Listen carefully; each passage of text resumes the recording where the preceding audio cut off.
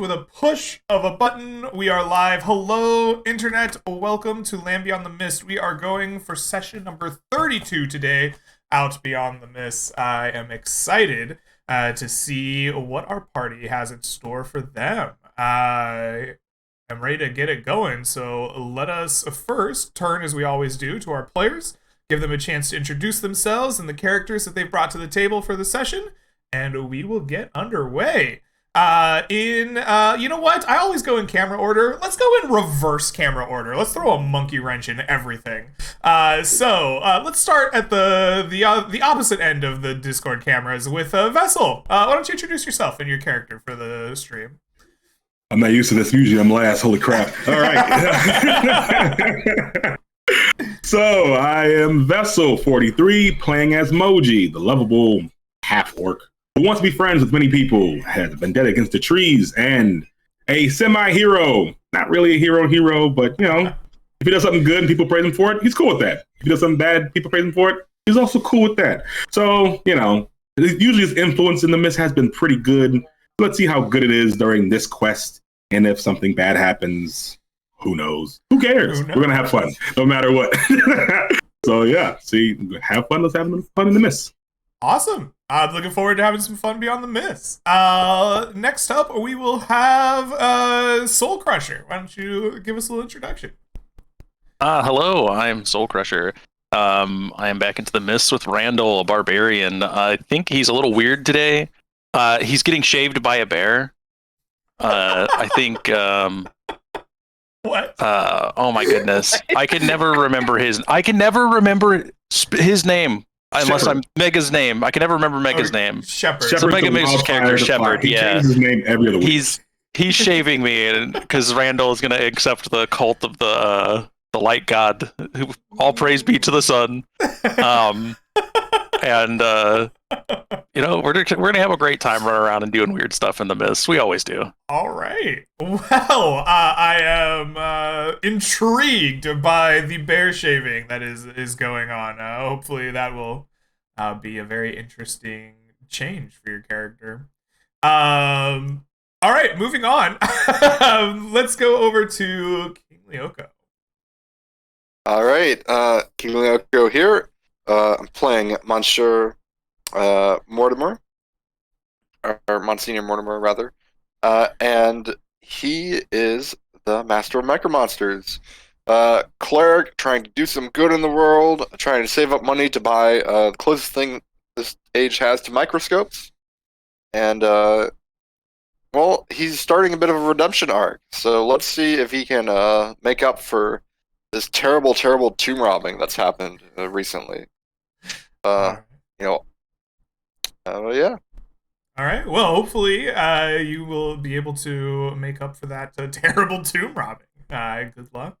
And we will turn, lastly but not least, to John. Hello there. Why, hello there, everybody. It's been a minute since I, John Dungeon Master, have been here in the land beyond the mist. Guys, today I'm playing Harold the Herald, who is also known affectionately as the Milkman. The Milkman has been on a sabbatical. He took a trip to the mainland to go visit his Mimo Mama, as he likes to call her, also known as his cult leader, where he is trying to manifest more and more milky energy powers. Nice to meet you all. Is she a mommy milker? Is that like her other surname, or no? We don't talk about that. All right. Well, with that, why don't we try to collect ourselves and jump into game? The four of you have come together to go and explore a location on the map for one Gorgeist in the Arcanium Council. It seems that he has information on a strange statue that is inside of Heaven's Pillar to the northeast of Rhymeview. In this dangerous location, apparently, the statue will give you information, and Gorgeist wants to know all about it. So, what I'd like to know is, who brought this merry band together, and what is it about this mission that spoke to you? Why did you choose it, and how did you come together? And then, is there any preparations that you would all like to make in town before heading out to your grand mission? Sure.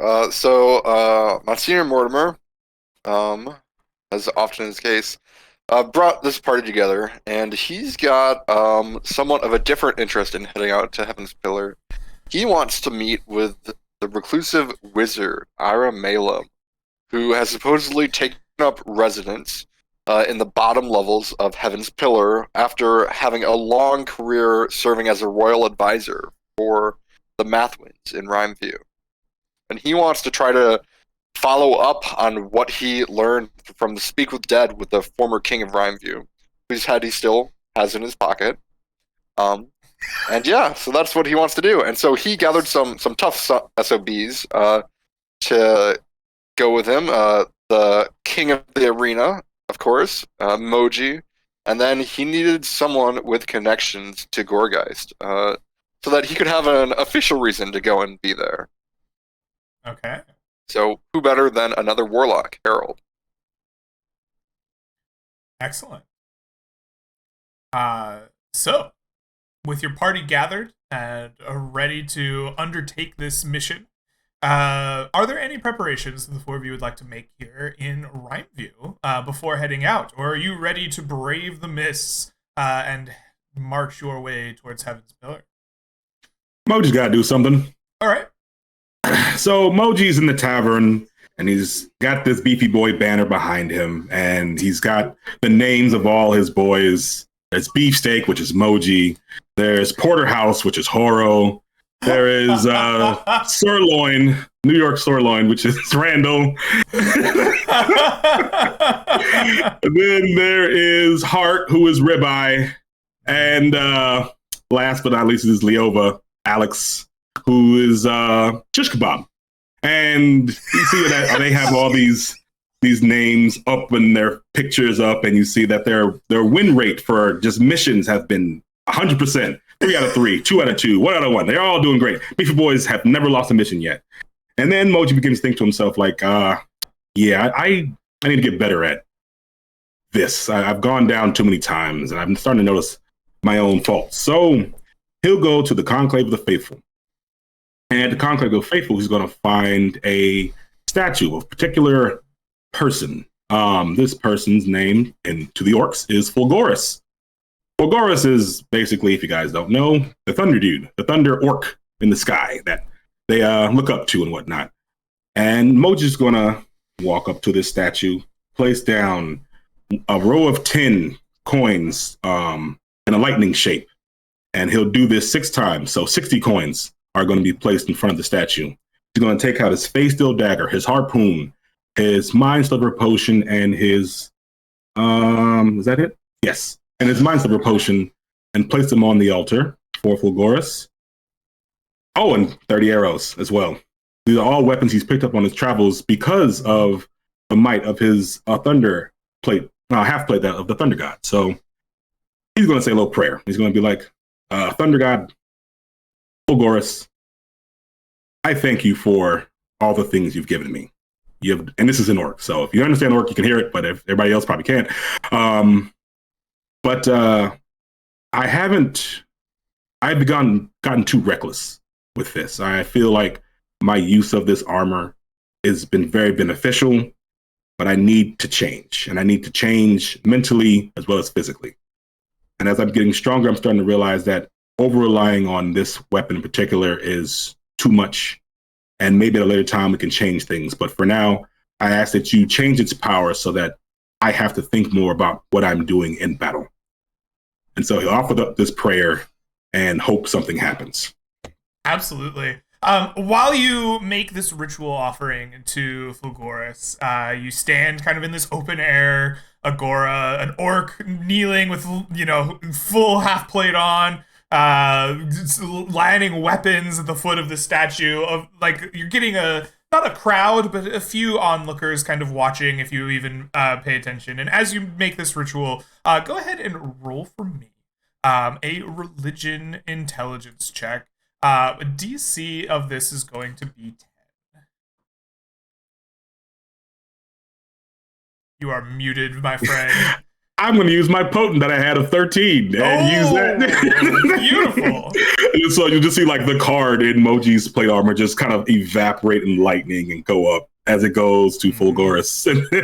Absolutely. Apparently it goes. All right. Out of a clear blue sky, not a cloud above you in this open air agora, you and the onlookers will see a strike of lightning from the sky just erupt down, crashing right on top of your offerings to Fulgorus.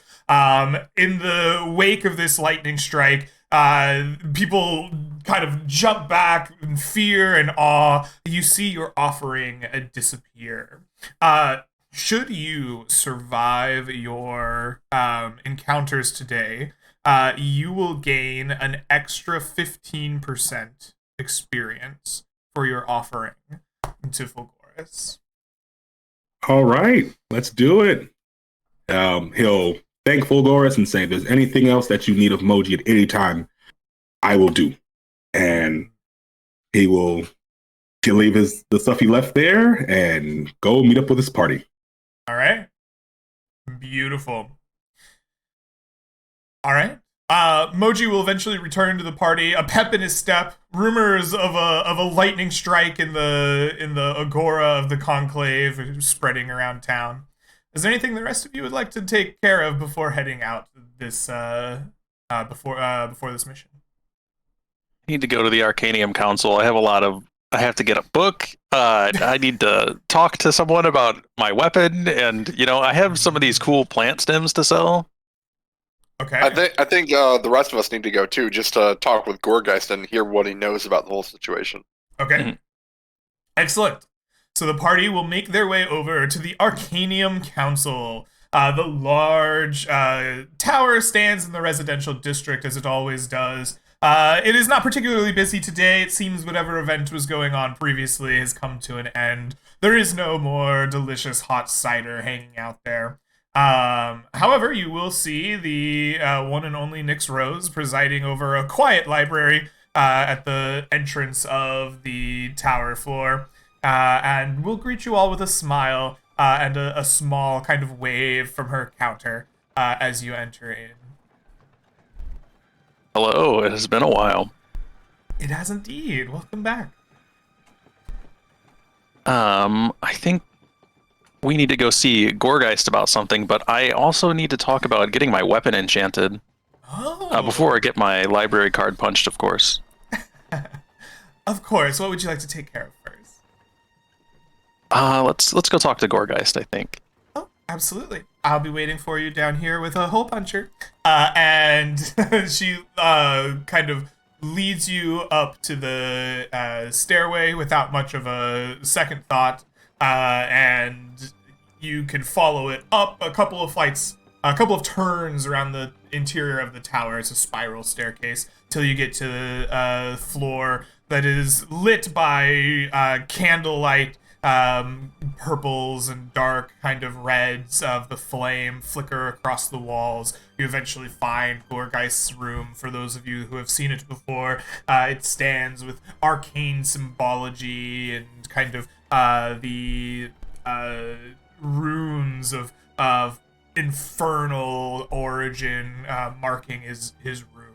And as you approach, the door swings open, and you see this short but slightly taller than he used to be gnome, as he got those extra inches in his boots, and his billowing cape that is fluttering behind him dramatically. He's like, Good, I knew people would come. Come into my room. Let us speak about our mission today, yes? And he claps his hands and just twirls about his fluttering cape behind him as he enters into his book-filled and rune-marked study. So, you four are taking up my mission, yes? Yes. We had some questions about it, but yes, we would be interested. Oh, good. I have questions as well. What are yours? Well, how did you learn about this animated statue in Heaven's Pillar to begin with? A foolhardy adventurer, of course. Somebody thought they would brave the tower for riches. But what they found instead was mostly death. Our whole party apparently wiped out. Completely missing, defeated, destroyed, but one returned with an interesting tale. A tale of a statue, a great lizard statue that spoke and gave him knowledge. It knew things that it should not. He also spoke of a terrible creature that chased him out of the library and down to the first floor, where he escaped, much to the chagrin of his party members who were consumed by 1,000 mouths. Is he still around town? Maybe we could talk to him if he's got more details. He is seeking treatment right now. It seems his ordeal was quite difficult. He gibbers mindlessly on, foaming at the mouth. I had to use a little infernal magic to pry his memories from his soul. I see. Yes. So, would you like to learn mysteries of the world? Who knows, the statue might know. I need to know. You go there. Find it. Ah! I do know a thing, though, to ease your journey. Long time ago, there was a book about this great pillar. It doesn't have a lot of useful information, but it did say that there was an entrance through the sewers. If you were to find that, perhaps you could avoid the fate of the creature that chased him out of the first floor.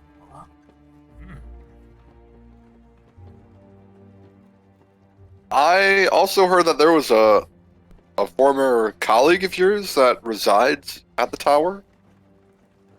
Do you know anything about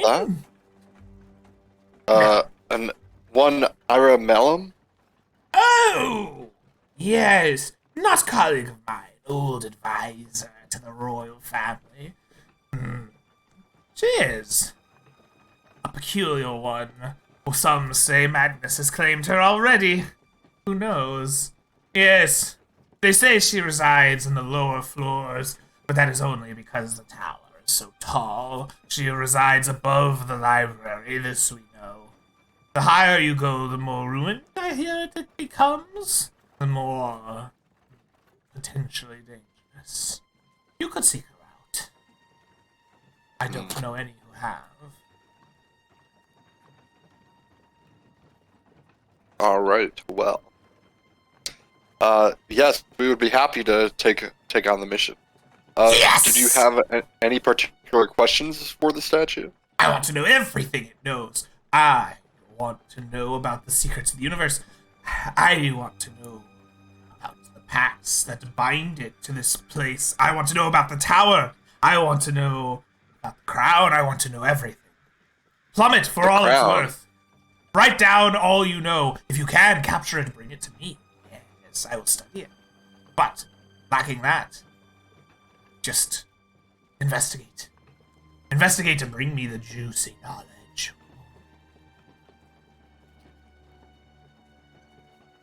All right, we'll do that. Yes! You are very useful minions. I mean adventurers. Are you? You know, you look just like Fizzle Sparks. Are you his cousin? I don't know who you're talking. All right. I gotta go. You know. I think as Randall leaves, you guys will hear him be like, "There's no way in hell I'm crawling through a fucking sewer." You don't want to become a sewer? Come on now. The sewers are the best part. Where do you think all the milk goes? Yeah, I thought you were the milkman, not the sewer man. All right, let's go get your weapon enchanted.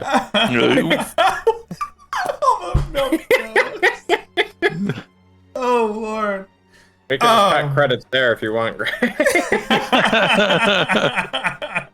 Alrighty. So before your trek to the Milky Sewers, you head back down the stairs to the library, and you find Nyx Rose idly shuffling some cards.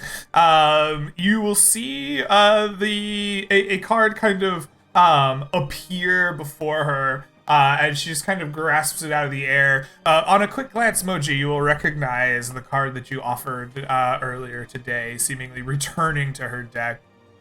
As you march down the stairs, she looks up and shuffles the cards away behind her, and smiles and says, "So, your business with Gorgeist is done? Is there... what was your next bit of business here?" Well, I wanted to get my weapon enchanted. If there's someone in the, here today that could do it for me. Indeed. Enchantresses are here on hand all the time. So, what kind of enchantment are you looking for? Well, what suggestions do you have? And I'll pull off my super heavy weapon, the bronze claw. She looks at it and like, wow, impressive. So big and heavy, and she's just kind of slides champion. it over to her to look at, kind of running her hands down the scales. She says, well, it does seem to be God, it's not a silver dragon because it's not. It's a bronze dragon. Bronze. That's the one, the bronze claw, yeah. Bronze. My brain got on silver. That was all I could say. It seems to be a bronze dragon. Perhaps an enchantment of lightning would be suiting for you. That sounds pretty good. Oh, very nicely done. Well, let us see here. Base enchantments will run you some amount of money, and she thumbs through a book at her table, looking for the notes on prices.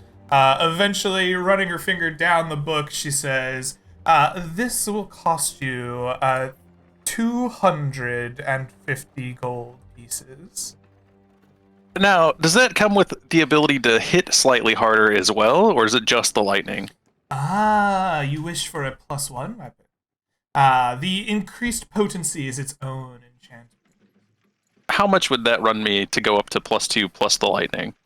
To go to +2, plus the lightning? The lightning itself would be 250 gold pieces. An extra +2 is going to be 150 for the +1. And an extra 100 for increased scaling, so altogether 500 gold pieces. Here you go. I'll just hand her 500 gold pieces, and then I'll also offer her some shambling mound binds and just say, I've got these. I don't really have any use for resistance potions. Do you buy these directly, or should I sell these to the merchants? I mean, I don't really want to sell it to the middleman if I'm coming here anyways. She kind of nods her head and says, I appreciate a good wholesaler when I can find one. I'll tell you what. She counts back to you 50 gold pieces and says, why don't we take this off of your price, huh? Perfect. That sounds great to me. Thank you. Excellent. She collects the vines from the shambling mound and takes the weapon and says, I will just be right back with this thing.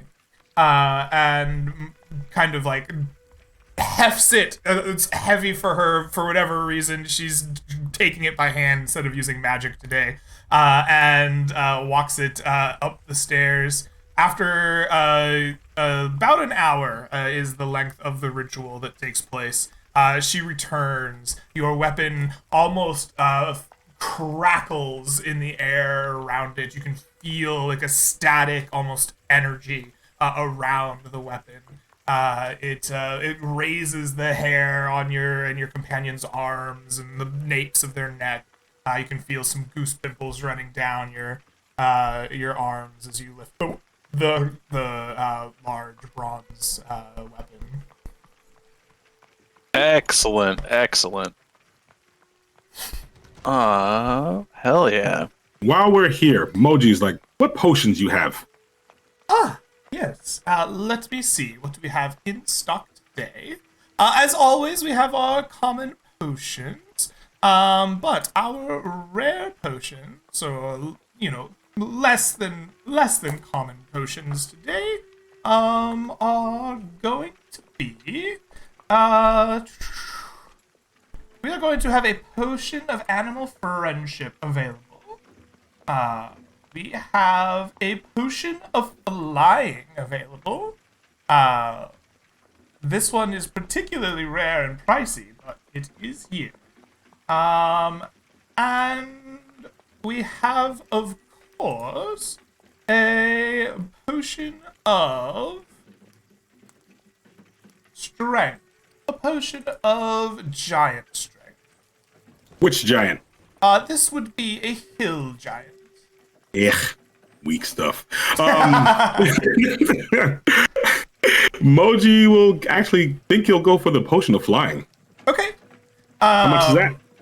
She says, now, this one is a bit rarer than the ones we normally sell, but we have it in stock today. It is yours for the price of 300 gold pieces. Gonna eat me forever. Nah, I'm okay. Never mind. Well, if you change your mind, we have it in stock. Hopefully, We'll see how it won't mission be taken goes. before you're ready. Yeah. And we go check out a book. Moji's gonna check out a book on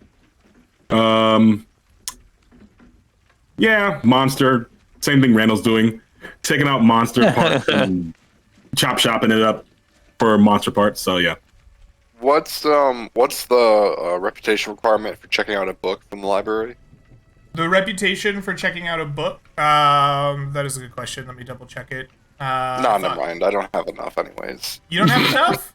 I think it's like 10. Wait, do you have negative rep with this faction? It's pretty easy. Yeah, it's the Arcadium Council's library is 10 to 19, so yeah. No, I've only got 8 because of past events. I see. The book I want will be like creatures that currently exist on like the lower floors of the Heavens Pillar. Okay. Something like that. You can search the restricted section, Randall, and you will indeed find some books on the Heavens Pillar. And you can check out one about various creatures that have been seen and described. This seems to be less of a formal book and more of a journal of some sort. Notes that have been taken by hand and copied down that are descriptions of creatures and encounters, like oral encounters with the oral descriptions or traditions. I don't know, what am I trying to say? It's just things that people have told the wizards and they've transcribed in their books. Okay. Yeah, I got you. Yeah. I don't know what it's called either. There's a word for it and my brain is short-circuiting, so there we go. Yes, King Leo. Oral encounters. That is what I said, I think. But you may check that out. It has one charge, and as long as you have the time to check your book, you may take advantage on any history or intelligence roll related to the creatures of the town. Moji, did you say you were checking out a book as well? Yeah, same, similar thing to Randall. Chop parts for monsters near Heaven's Pillar. So specifically, Heaven's Pillar, you will find in the restricted section of the library. Do you have access to that? I got 58. I don't know if that's enough. I think that might do it. It just kind of happens. You get Be able to do full what I want. access to guild library, guild-specific magic item. Full access to the library, you're good. Yes, you may find a very similar journal to Randall. In fact, it might be a duplicate of the same book that talks about the various creatures. You may check that out. It has one charge, history and intelligence checks related to components of these creatures. Cool. Oh wait, do I get a % discount on 10% discount for my reputation level? Yeah, for 58, you absolutely do. Oh, so can I get that potion thing for 270 instead of You is that 10%? Yeah, that sounds right. Yep, you absolutely can. I will then buy this thing because why not? Okay, absolutely. You count out 270 gold pieces, and it is yours. Excellent. I forgot to ask, what was the damage for the lightning on the bronze claw? Your damage has just become lightning damage. Instead of the bludgeoning part. All of your damage. damage dice are lightning damage that would otherwise be like mundane damage. Okay. Okay. I'll have to get that changed to something else later on. Okay. Okay. I misunderstood. It's okay. It was a $200 investment into seeing what enchanting does.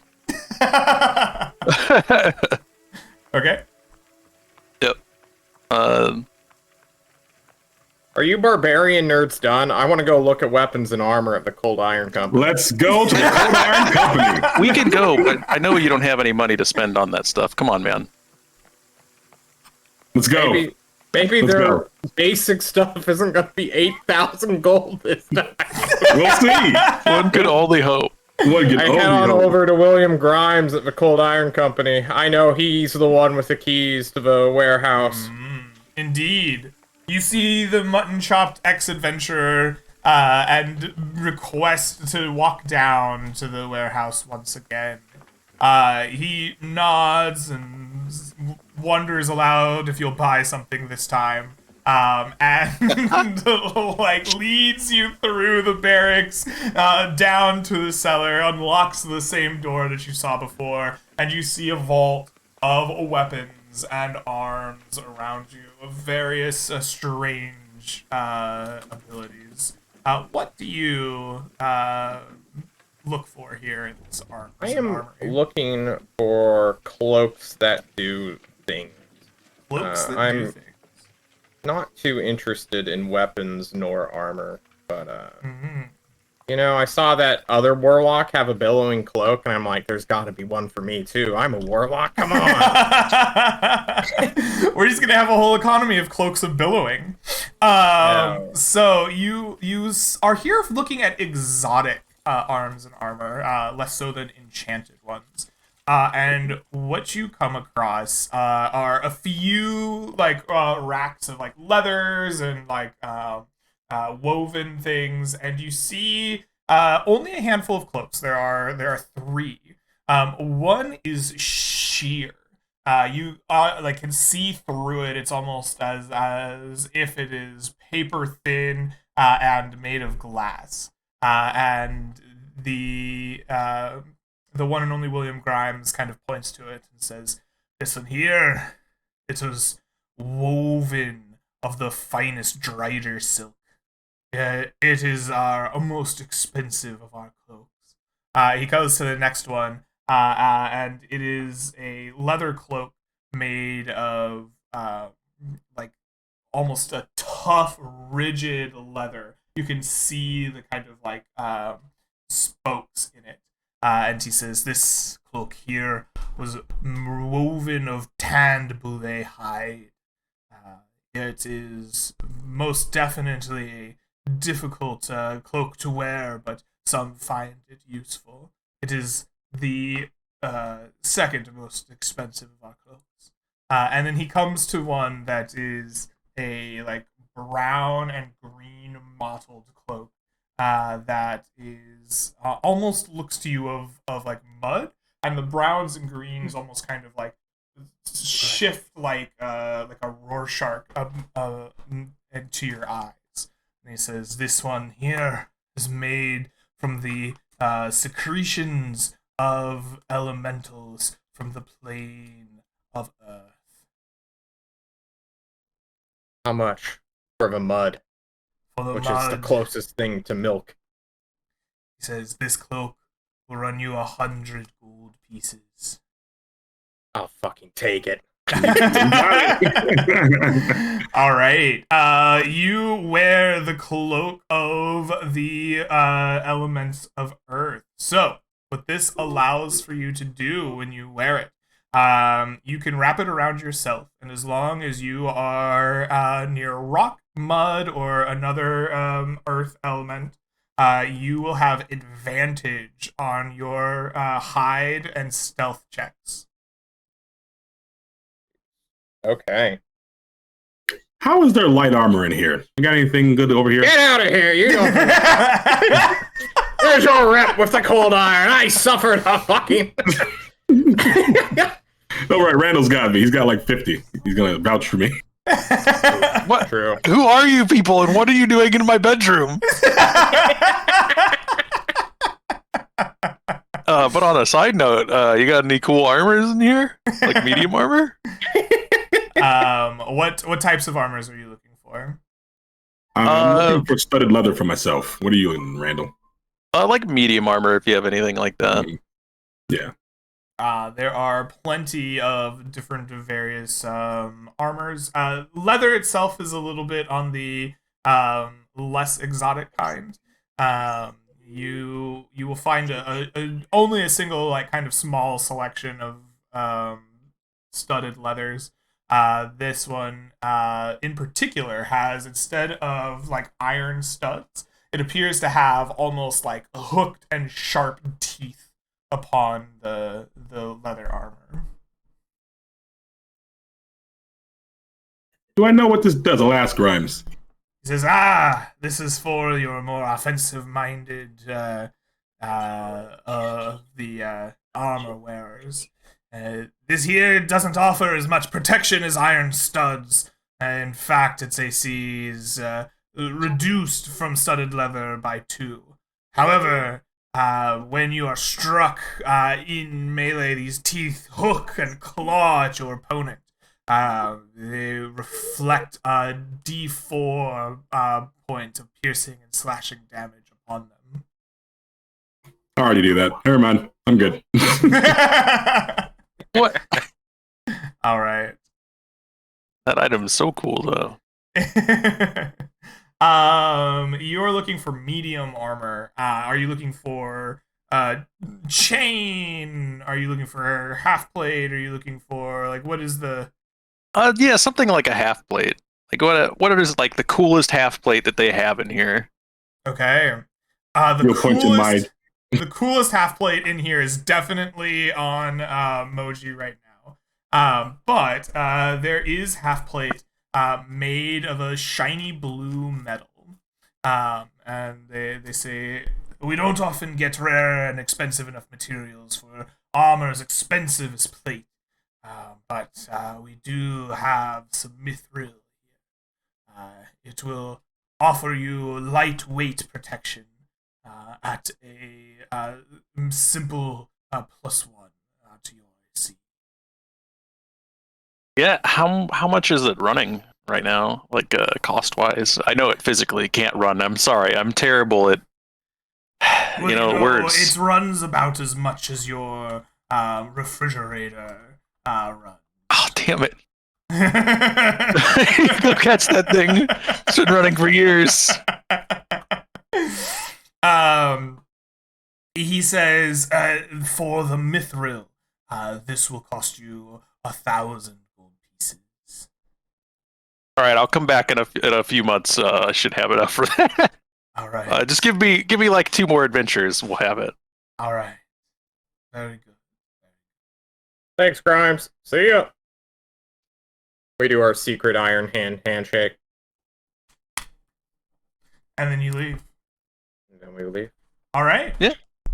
With shopping taken care of, are the rest of you ready to make your adventure out into the wilds, or is there any other preparations that you'd like to take care of? I'm ready. Let's do ready. it. Ready? Yeah, I think I'm good.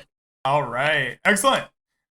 So you begin to prepare yourselves for the journey to Heaven's Pillar. As we can see, Heaven's Pillar is to the northeast of Rhymeview, across the kind of forests and hills.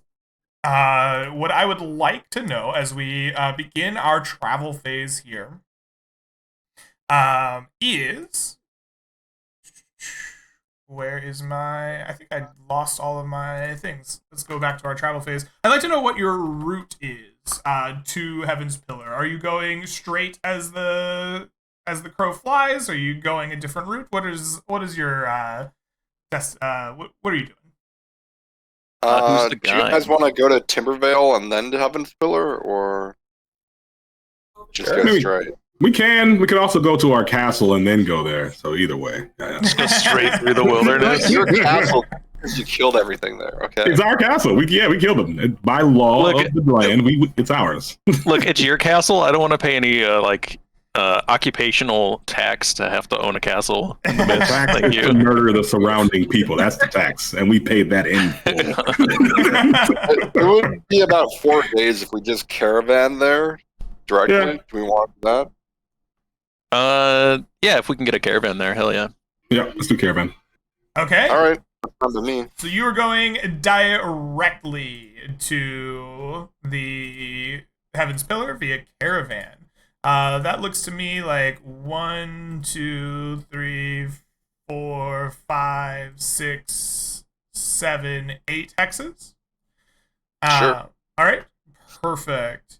As you are traveling 8 hexes, you will move 3 hexes per day as a caravan. So if everything goes well, it'll be about a 3-day journey. It will cost 5 gold pieces per character to join up with a caravan.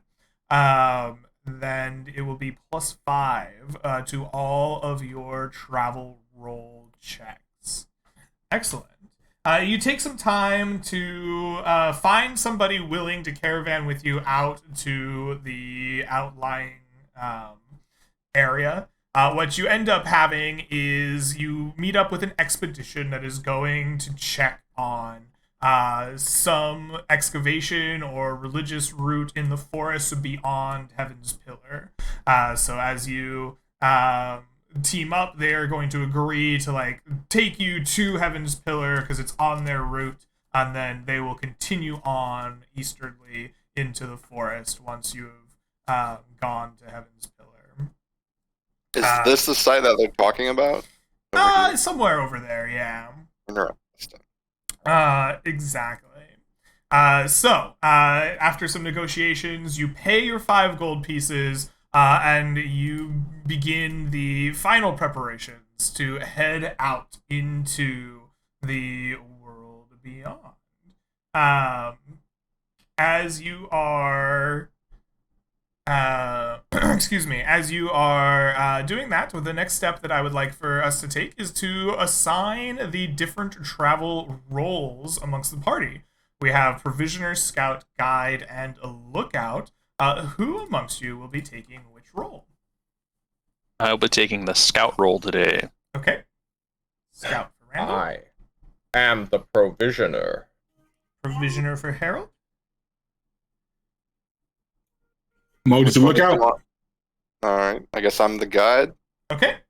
Moji is looking out, and Mortimer will be our guide. So as we're preparing to leave town, what I need to check in first with is Harold. Okay. What? That was What is impressive. that?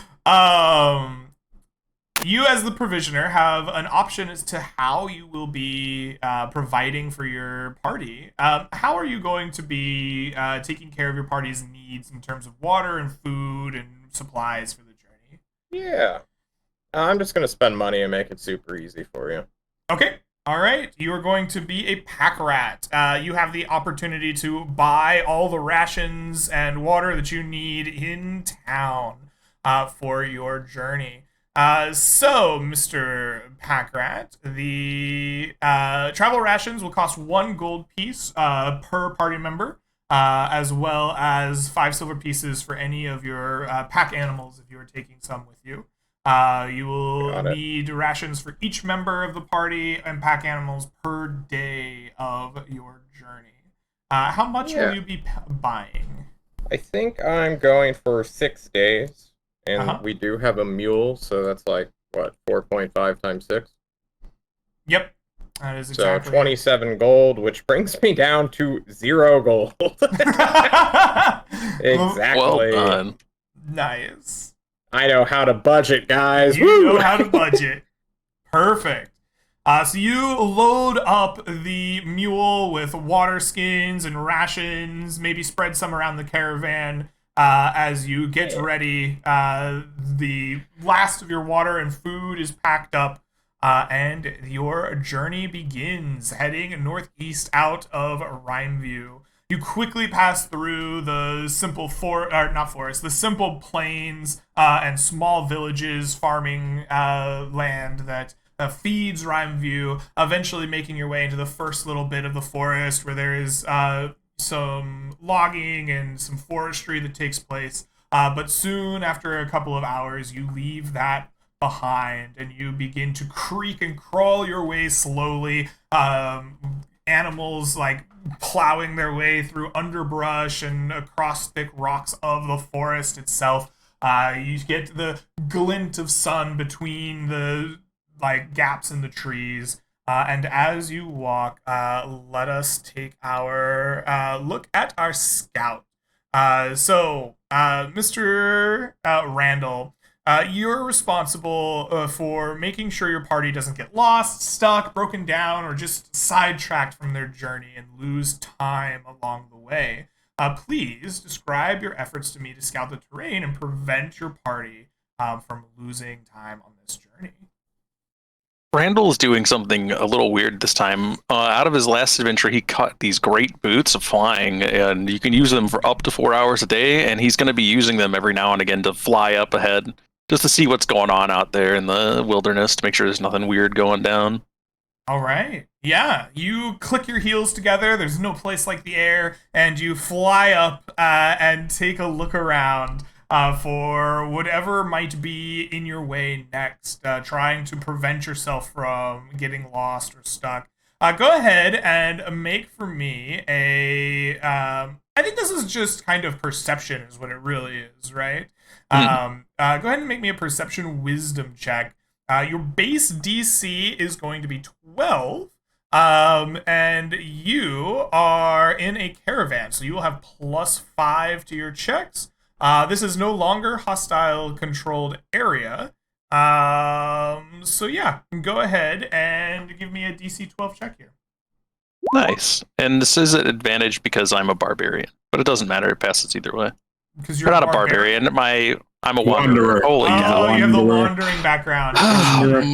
My brain is not here today, I think. I'm lost somewhere. Help. All right. No worries. You are successful despite your foggy brain in making sure your party doesn't run into any trouble on the land itself. Flying up above, you skip them past fallen trees in the forest, find the path that the animals and the rest of the caravan can take easily, and you avoid becoming lost or stuck. Go ahead and take, not advantage, go ahead and take inspiration for your successful scouting as the party continues through the forest. You clop and clunk your way through, bouncing off of roots and rocks, but going along at a steady pace throughout that kind of first day. And I would like us to come to the next part of our journey, the guide, Mr. Mortimer. You are responsible for making sure that the party staves off the labors of the journey, trying to avoid the difficulties that might exhaust them or otherwise drain their morale. Please describe to me how you avoid or stave off the labors of the journey. Sure. So Mortimer is going to do something different as well. He's going to use his knowledge of medicine to help his party endure the labors a bit better. So what I'm thinking is, if somebody rolls their ankle, he knows precisely how to wrap it to stabilize it so they can keep going. If somebody gets cut, he's going to take care of them, wrap them up, make sure they don't get infected. When Moji accidentally wipes his ass with poison oak leaves, he knows the cure to put on it so that he can keep going. Awesome. All right. I like that. Go ahead and give me a medicine intelligence check. Your base DC is going to be 15, but you will get +5 for your caravanning. That is a 23. That is successful. Please mark inspiration for your successful guidance. As the caravan rumbles its way through the forest, you do exactly that. Binding wounds, giving, the tips and tricks for avoiding poison oak, making sure that they eat enough grass to stave off the stomach rumblings of a poor diet along the way. The party will not have to suffer with exhaustion for this journey. Your first day through the forest comes to an end as the night falls. You didn't get super far through the forest today, but you made a steady pace. The caravan kind of splits off in its different little groups as the different parties eat and drink together. Your morale, I believe, quite high. Eventually, the next day will come, and we will come to our lookout, Moji. Moji, you are responsible for making sure that the party itself is not waylaid or, taken advantage of by the enemies or animals or threats just out in the wilds beyond the mist. Please describe to me your efforts to look out for these threats on your journey. Moji, taking his new, found ideas about life seriously, is going to actually actively look for danger, and he's going to attack. He's going to attack the first things he sees that looks like a moderate threat. Like if it's a bear, he's throwing his javelin at it. If he sees something in the way, he's going to pick up a boulder and just throw it at it. He's going to just crash into a tree, shoulder check it and make it fall down. If he sees a group of evil monkeys or whatever the heck he's around here. He's not playing games today. He's trying to learn. He's trying to put his strength to the test. So, I love this. He's doing it. I love this. I think you are essentially intimidating the forest here with your immense physical skills, throwing boulders, shoulder checking trees, hucking javelins into nearby bushes. Go ahead and give me an intimidation strength check. Your beast DC is going to be 12, and apparently your caravan's helping you do this. So go ahead and get a +5 as other men are just we can't be shown up by this guy. Hold on. We got you. Shoulder check that tree. It looks suspicious, right? Go ahead and make this roll to +5. So that's going to be DC 5 +5 plus intimidation is 4. So I think that's automatically. Wait, am I crazy? So you have 5. You have +5 to your strength. I apply the strength +4 to intimidation. Yeah, for proficiency. Yeah, for proficiency, okay. And I get a +5 for. So I pass. You pass. Yeah, absolutely. Okay, that's fair. You succeed. Go ahead. Yes. Oh no, go ahead. You should have a +3 for proficiency, so he can still fail if he gets a nat 1. No, but I have a +4 to intimidation right now because I also have a whatever the heck. I have something else. I forget. You have a bonus from a magic item, or I have a bonus from my natural charisma. Yeah. Oh, okay. All right. Is that a No, but you're not using charisma. You're using strength. I'm using strength, so 5 + 3. 5 + 3. So you have 5 for strength, 5 for caravan, and then 3 for proficiency. So 14 is the minimum 13. They can roll. Yeah. All right, you still succeed. Wow. Sweet. My friend, please take inspiration for your 27 there. Yes. Yeah, that's impressive. Please take inspiration for shoulder checking the trees to make sure that your party is safe. You will not be surprised by the rolls here. Okay. Wonderful. Mr. Vessel, since you are so aggressive, shoulder checking trees and throwing javelins, roll me a d6 to see if you find any discoveries along your way. You sure do. Baller. What do you Go. find? So on your second day of the journey, you're creaking along. Randall's flying up in the air, and you're shoulder checking trees, trying to figure out what is going on here. And as you throw a javelin into a nearby bush, you are surprised as the javelin just kind of like disappears from your sight, as if it was like sucked into the bush as you throw it. Is it a Feywild portal? Guys, we gotta check. We gotta check. Gotta That check. feel when this is reminding me of that picture book from before, When Bushes Attack, Volume 2. True. It's not untrue, man. I was like, all right, Moji, take the lead. You guys get behind me. Moji will go up to the bush slowly, axe in hand, ring on one finger, another ring on another finger, lightning coming off of his half plate a little bit, and as he slowly pushes his way into it. Anything? Yes, you kind of push your way into the bush, and as you kind of slide the bush aside, you see a small kind of portal that you could step through, and sure enough, your spear lies on the other side. Oh, my Where's javelin! the We lead? found it, guys. Let's go! And he jumps inside the water. I love his confidence. Let's go. You see Moji just be like, "I found my spear, guys!" Whoop! And he just jumps into the bush and disappears.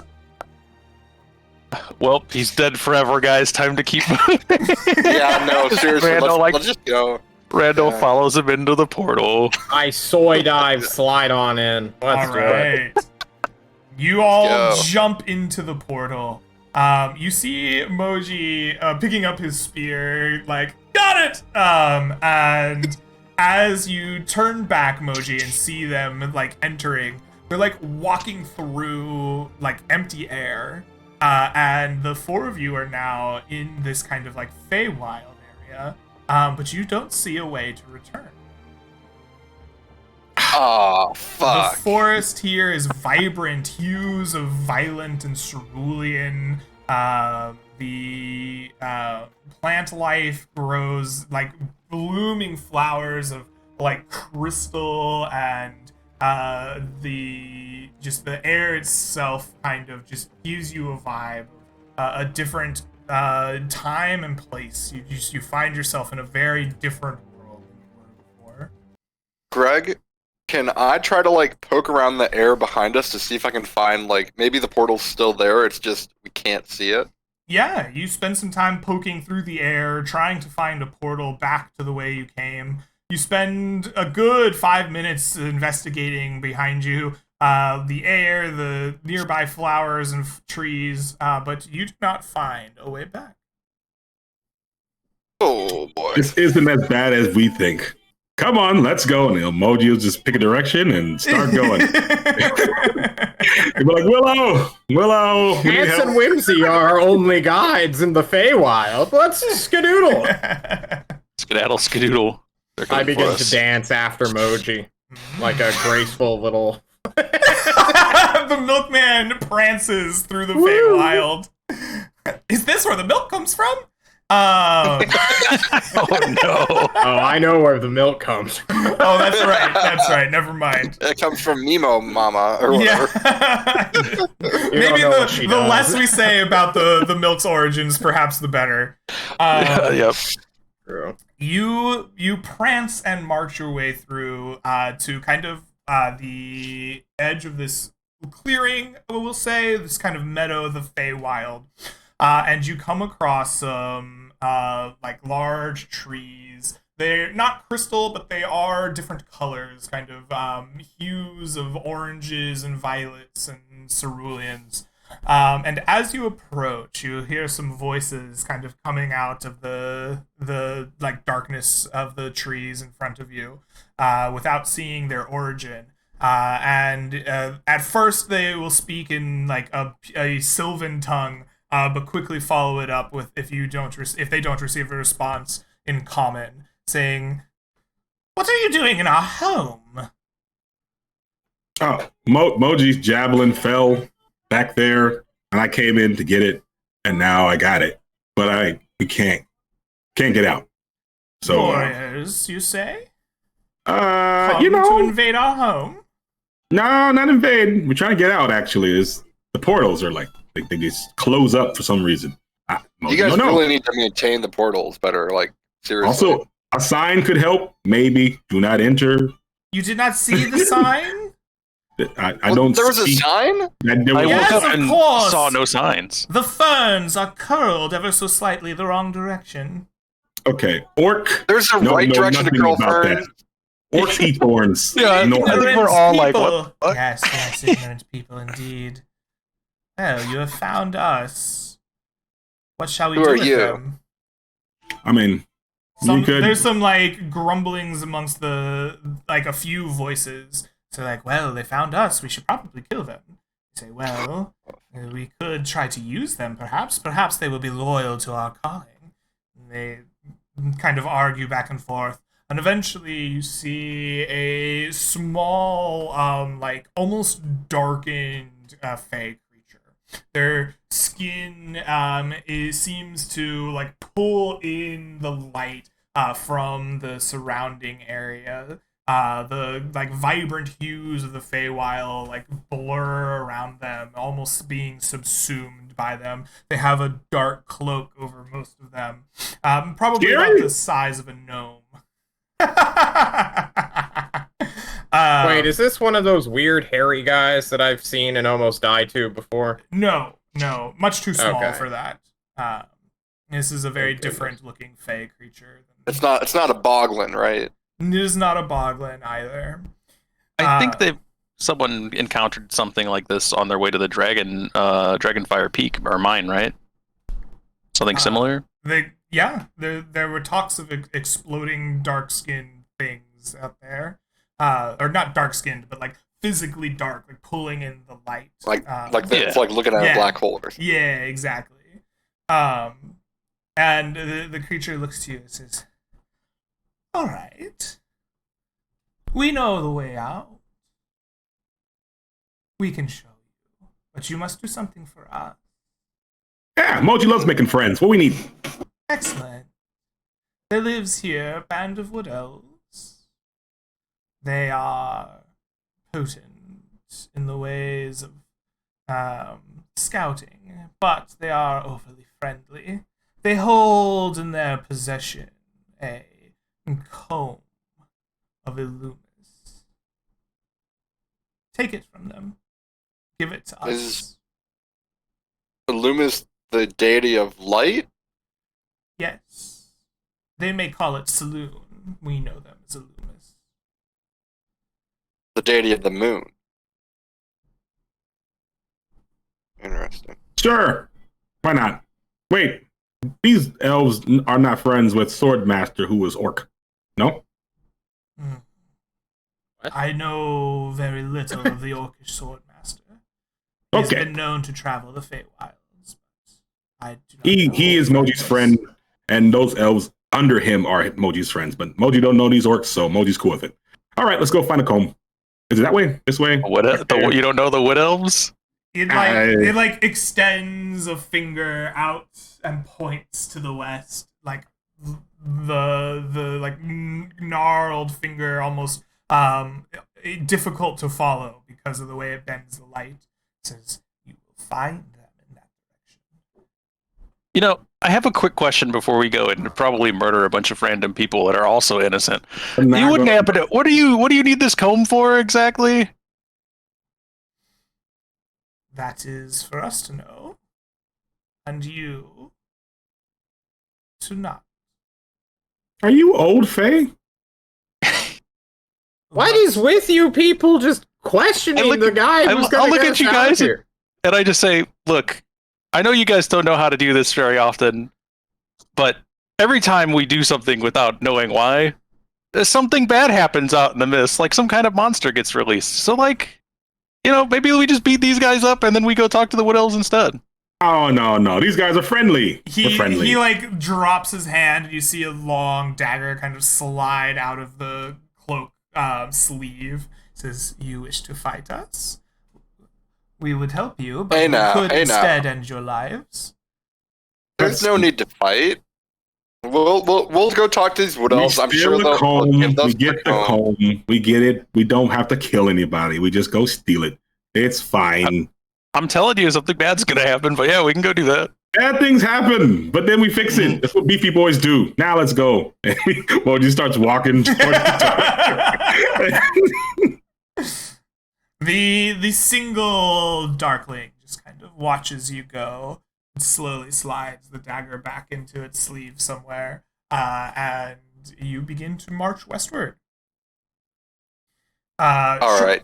Yeah. I was gonna say, so like, can we get out of their like earshot and talk amongst ourselves? Sure, absolutely.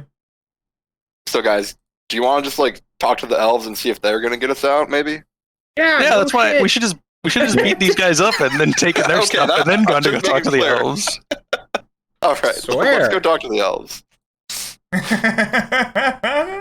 All right, you make your way to the elves. The four of you march westward for some time, eventually making your way to a forest of mottled colors. Here you see trees that appear more wood-like to you, more normal. There's still kind of a vibrant hue to the grasses and to the flowers, but here you see trees that are different shades of greens and browns. A few maybe orange and reddish leaves work their way in, and as you approach, you see four figures kind of slide out of the trees, almost as if they were merged with them for a point in time.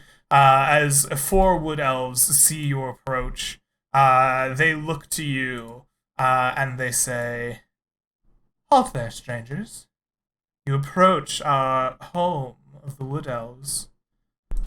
What do you do in these lands that are not your own?" We Could found. Yeah. Well, one of you I was gonna needs offer to answer. speak to them in Elvish, but So look, we fell through a Fey portal, and then we ran into some Darklings who told us to steal stuff from you, and then they'll tell us the way out. But maybe you could just tell us how to get out of here. I see. Come. If you wish to leave, you must get the approval of the Lady of the Hunt. And Lady of the Hunt. they like go to surround you, not like as if they're gonna fight you, but as if they're intending to escort you. And without another word, they march you through the kind of wood elf lands.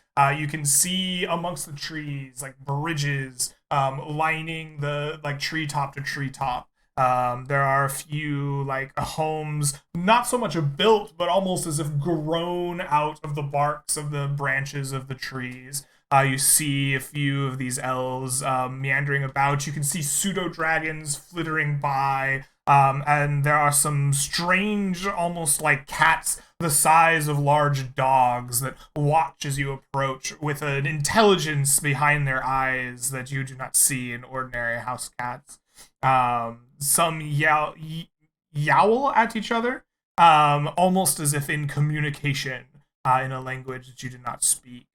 Eventually, you are led to a large central flower that kind of blooms in the middle of this kind of big forest, and almost hovering on top of it is a beautiful kind of I would almost call it a stage, like a central a gazebo almost, built out of the petals of the flower itself.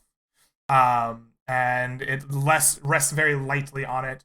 And there you see a incredibly stunning nymph. This nymph is like long hair of auburn, like kind of flowing down, like the dark reddish skin of the like bark of a sycamore like glistens in like an almost unnaturally stunning way. You feel your eyes just like drawn to their presence. You have Question, your Greg. hand up? Yes. Yes. Is this nymph you called it? Does she look anything like we went into Willow. another part of the Feywild before. Does she look anything like the guardian spirit that protected the seed in that earlier session, or was that a completely different creature? It looks to be a different creature to your eye. Okay, Yes. that's good. We even have the best relationships with her. Emoji rolled a 14 on. creature, like the Lady of the Hunt or something. The Lady of the Yeah. Hunt. Yes. Harold will take it from here, gentlemen, with his Take it, beautiful Harold. 20 charisma. Go after her, man. You Oh, earned it. fine Lady of the Hunt! I greet you on behalf of my party members, Moji and Mortimer, and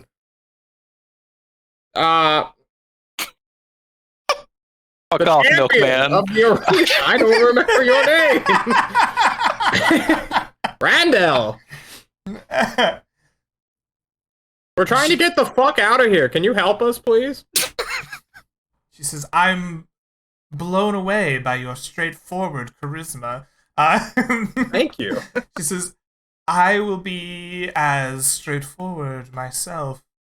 There is only but one way out of here, and it is to make a bargain with a power such as myself.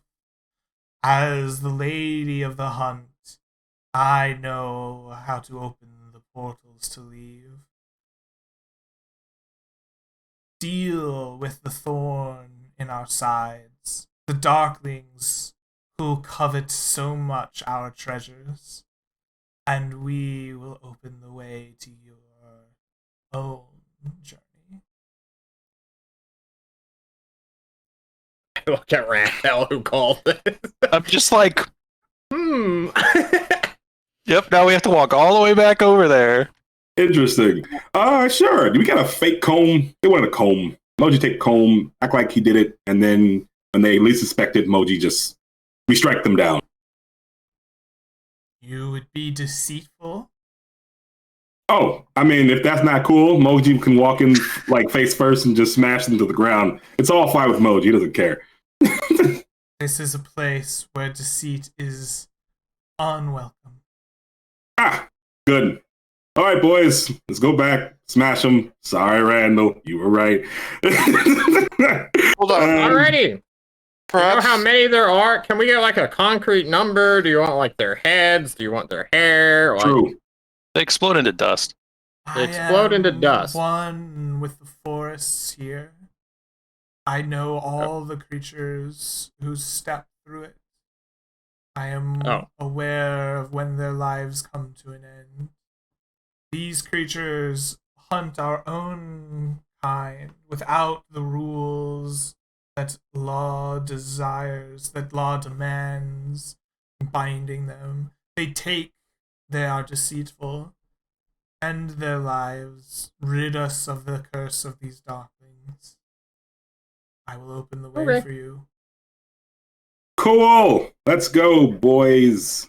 And Moji will march back the exact way he went. Thank you. lady, may I speak with you a moment?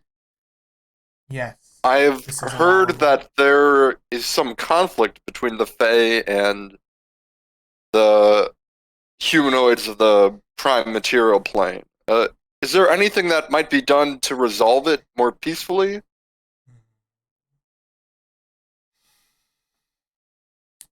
The Sunlit Man demands that the Ancient One be protected.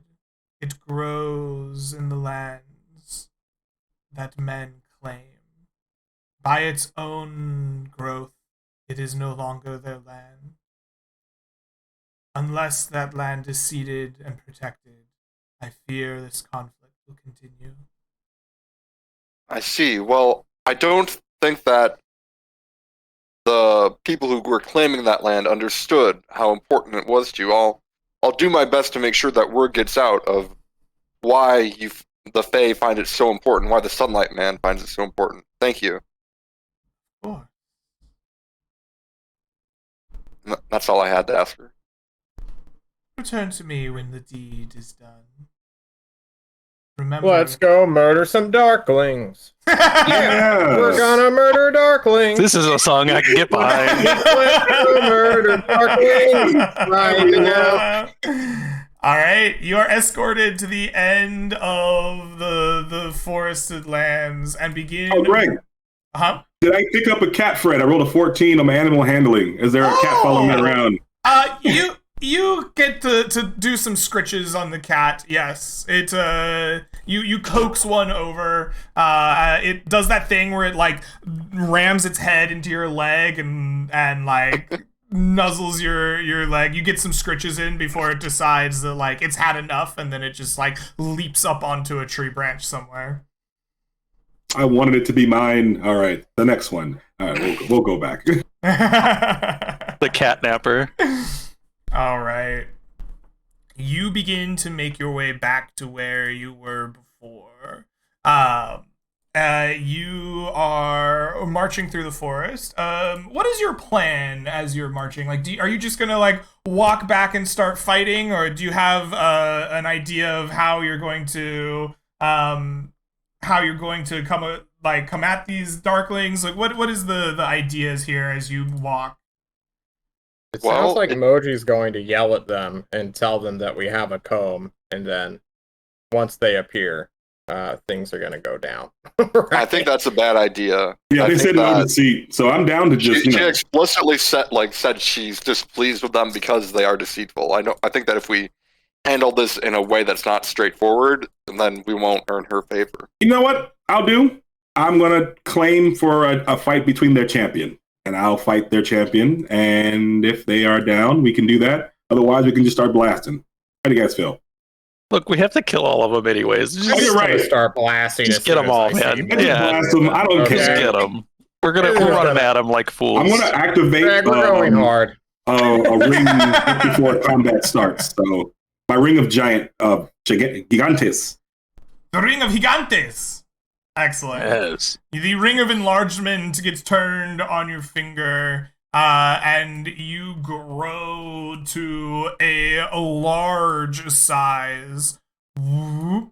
And as you approach the spot that you were before, you see darklings in front of you. These creatures step out of the woods. They look to you, and the one in the center right here speaks out in this common tongue and says, "You found the comb so quickly. Well done. Bring it to us." All right, guys, I'm just going to cast Fireball right now.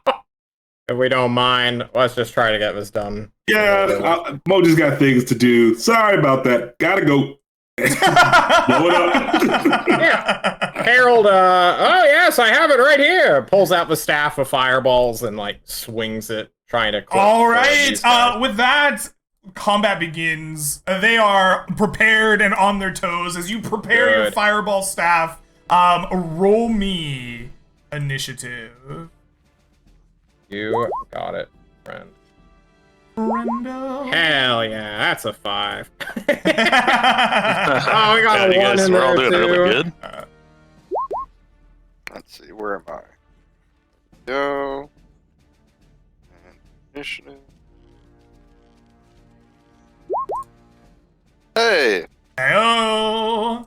All right, the staff of fireballs gets pulled out. You see blades like slide down their hooded hands. Mortimer, it is your turn. What do you do? I think first I need to protect the rest of the people. So I am going to cast Spirit Guardians, excluding all of my party members from harm. Okay, absolutely. What is the area of effect on your spirit guardians? It is a 15-foot radius, I believe. Beautiful. Let us give you that 15-foot radius. Boom. All right. Your spirit, your ancestral guardians begin to swirl around you, Mortimer, the ancient protectors of your deity and your people, and you are ready to protect your companions. All right, and then, actually, I think that's a full action. So, I don't think I can do anything else with bonus action. So what I'm gonna do is just move a bit closer.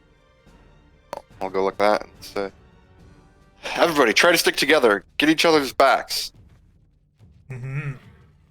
All right. With that step in your speech, Randall, it comes to you. What do you do? Randall will take an action to activate his boots, the flying. He shall fly 10 feet up and 30 feet forward. Oh God, someone pulled me. Stop it. Don't touch me. No touch.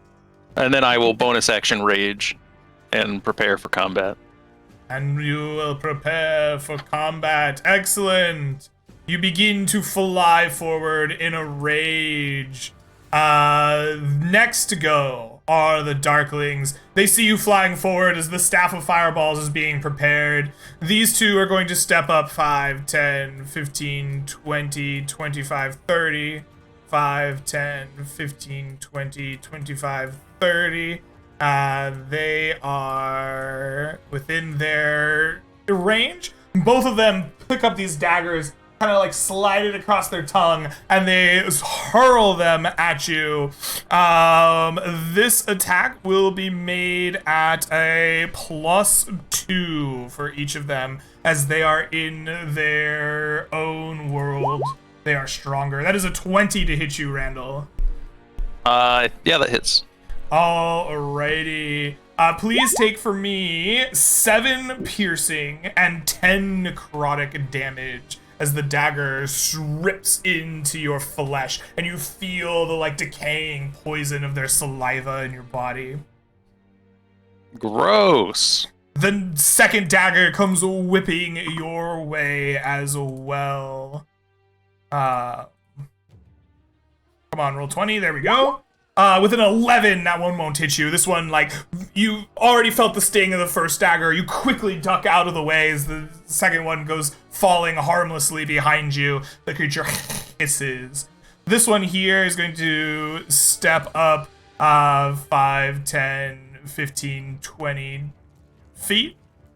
It begins to, like, pull its hands together. It mutters some words, and you see it grow to a champion size. This one here is going to come dashing forward. 5, 10, 15, 20, 25, 30. 5, 10, 15, 20, 25, 30. And it gets right up into your face, Randall. I am 10 feet in the air. It gets right up underneath you, Randall. We just kind of like look down at each other and just kind of like, when you come too close to me, I'm so sorry. This just kind of happens. Does a 24 hit it? 24 does hit. 19 damage. For 19 points of damage, you bloody this creature. In fact, you bring it near death's door. Excellent. I'm also raging, actually. 2 more to that, sorry. You see the creature erupt. Its lightning strike crushes this creature. It explodes out from you in a storm of bright light. Please make for me a DC 12 Constitution saving throw. No. I did it. You did it! Alright, you are not blinded, but you will take half of 12 points of radiant damage. Okay, so it'll be 3 because I am still raging. All right, there we go. Okay, perfect. This one here is going to go 5, 10, 15, 20, 25, 30. 5, 10, 15, 20, 25, 30. This one's going to rush forward 5, 10, 15, 20, 25, 30. 5, 10, 15, 20, 25, 30. As they try to close the distance with you all. All right, Harold, you see them rushing forward, grow in size, and attack your friend. You have your fireball staff at the ready. What do you do? I'm gonna cast Fireball on these 3 guys. Woo. All right, excellent. You erupt a giant fireball around them. They will Boom. make dexterity saves. The first 2 roll a 12 and a 10, both of which will fail. They take 28 damage each. They explode in a hail of flame and fire, erupting then in a secondary burst of radiant light. This creature here is going to roll a 21 and take half of that damage. Excellent. And that's all I got. All right, excellent. 14 damage. Significant. Moji, you see the explosion of a huge fireball in front of you, downing 2 of your enemies. What do you do? Moji, patting his axe like it's baby, walks 1, 2, 3, 4. Wow, being big is helpful. And he will smash at the first one. All right. At advantage? Yeah, at advantage. You know what? I want to see big damage. I'm going to do advantage and the Great Weapon Mastery.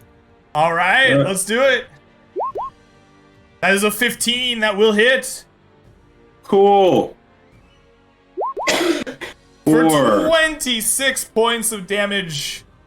Incredible. The creature is cleaved in twain by your mighty serpent's bite. It explodes immediately, a shower of radiant light. Please make me a DC 12 Constitution saving throw. Yeah, I got That is a those. success. You are not blinded, but please take half of 8 points of radiant damage. I will take 2 of that. Beautiful. And then I'm going to do the same thing to the very next guy. All right. And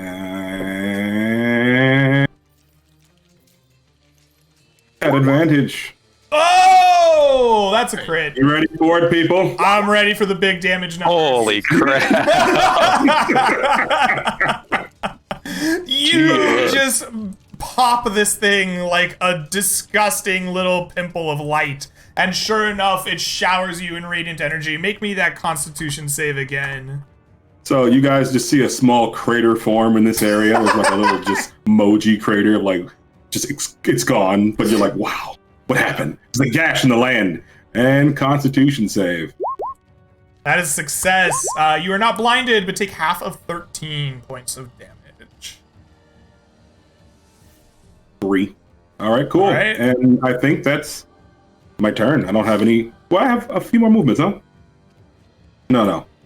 I think One- you moved all you can move, right? Yeah, I moved all I can move. Yeah, that's it. All right, I'm good. Yeah, that's 30 feet right there, so. Well, he has 40 feet of movement now. Oh, you have He's level 40 feet of 5. movement. That's true. You got 10 more feet of movement.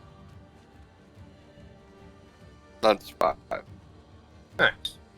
That's fine. Beautiful. Math.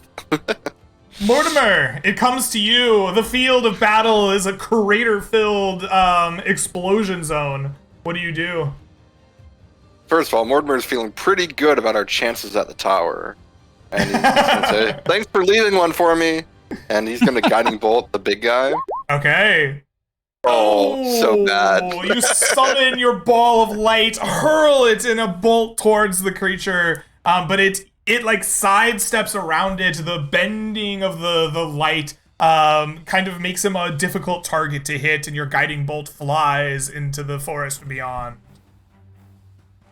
And then, yeah, I guess he's just gonna move up to try to get more of you guys in his sphere. All right, That's it. excellent.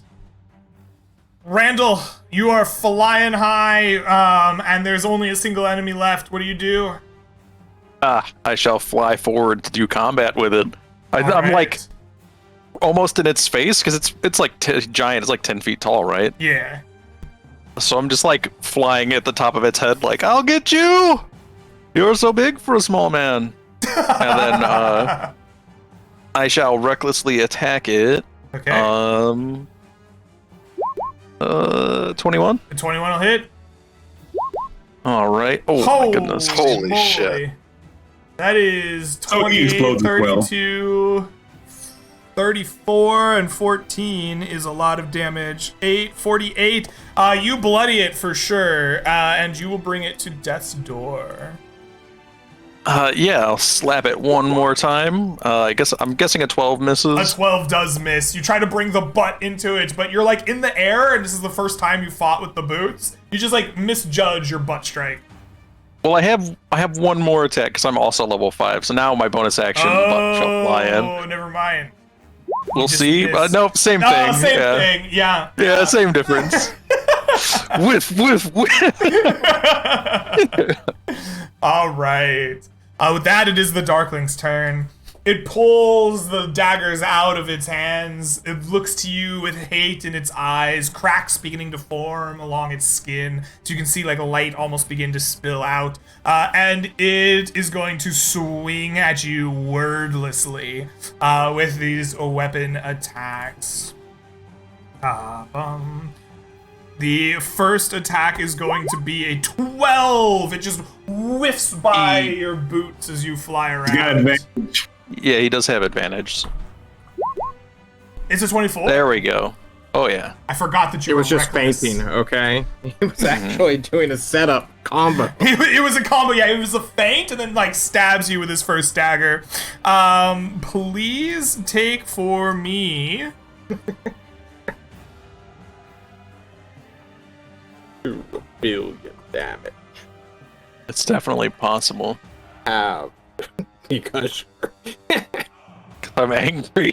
500 million Please take for damage. me 8 points of piercing damage and 14 points of necrotic damage as the blade slides itself into your skin, and you can feel the necrotic energy once again eating at you.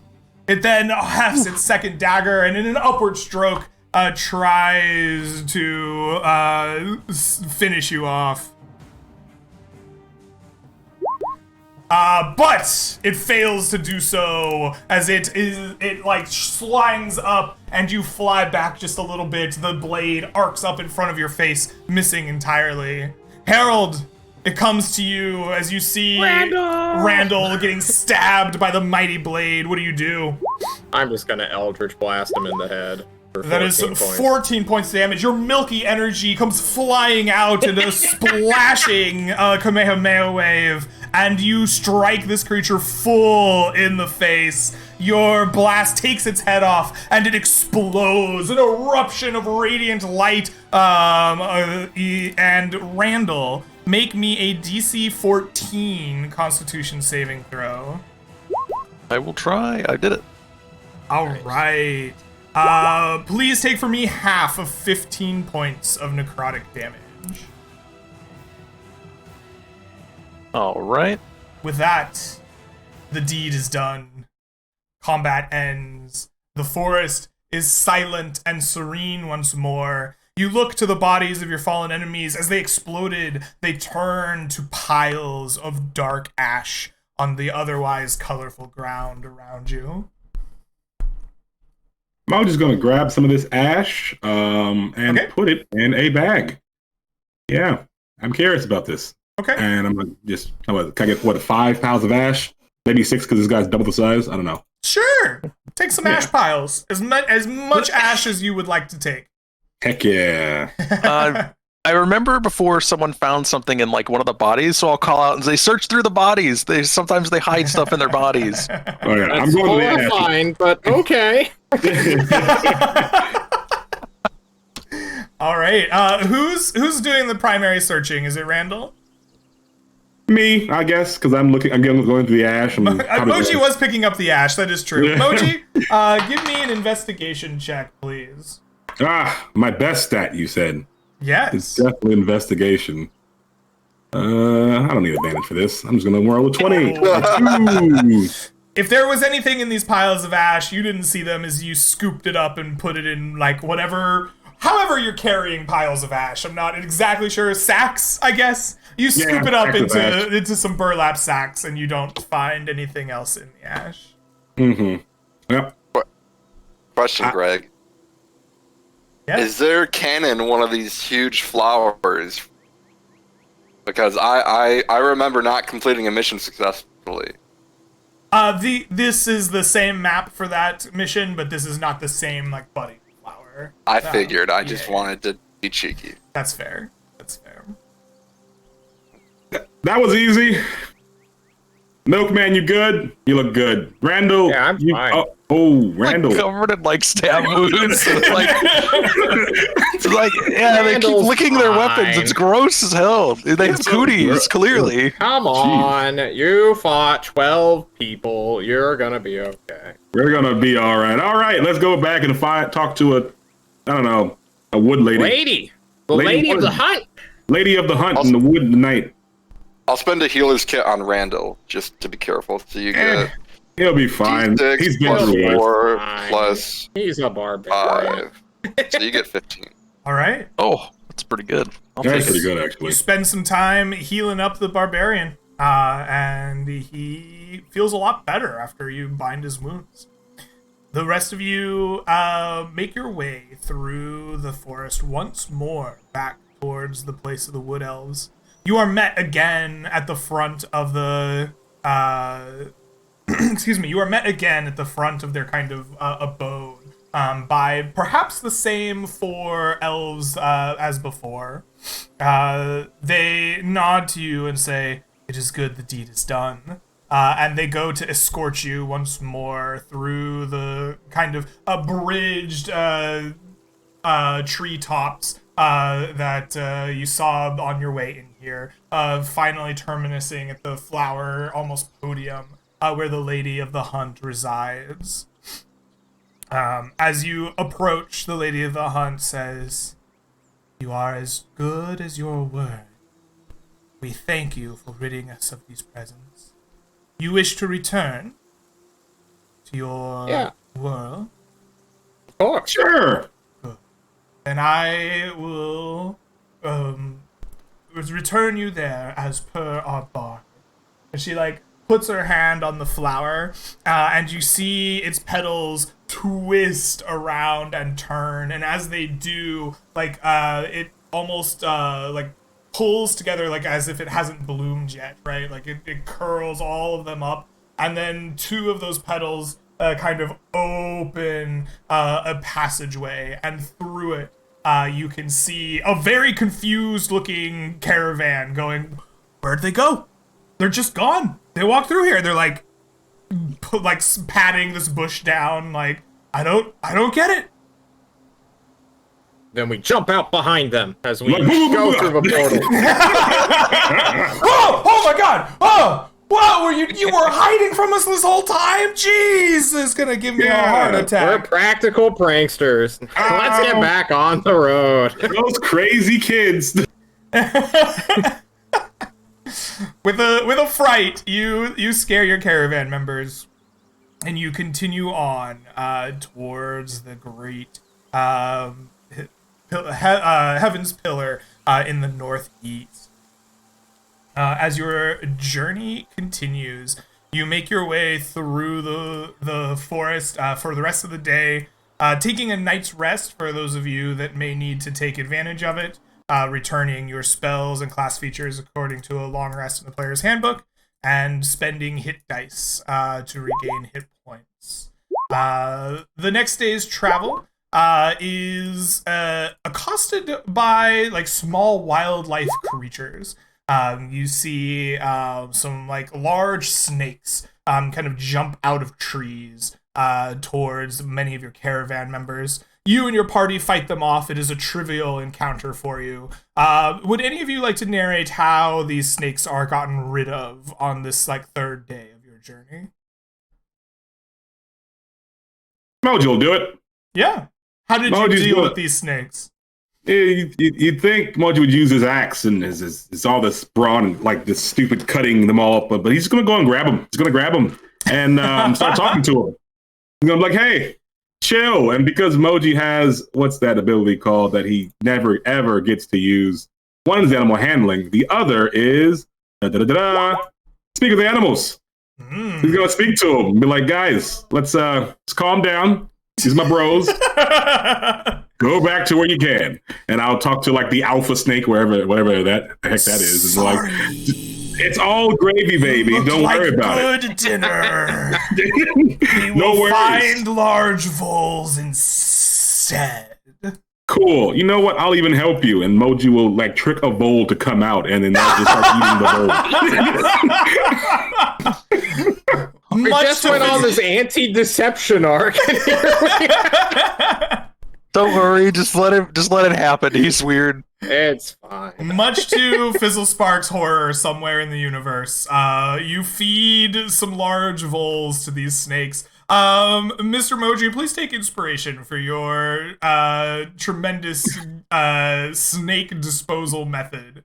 As this encounter is taken care of with finesse and panache. The rest of you will eventually rumble your way through the plains up to this mighty tower. You see a glistening lake before you even see the tower itself. It is wide and large. You have to kind of make your way around its coast. It adds an extra hour or so to your time to bend around it. But eventually the caravan will leave you as you stare up at a pillar of white marble as high as the sky. It seems to reach up into the clouds itself.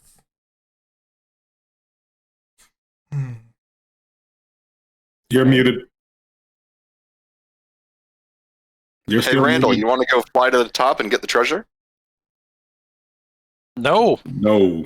Look, I try not to do taboo things such as split the party. As I try not to do that. This one time, I touched a chest, and it was actually a mimic, and it almost killed me. And I've grown to have a fear of doors, cabinets, chests, Trees. armoires, What about trees, mines, Abandoned the ships. milkman.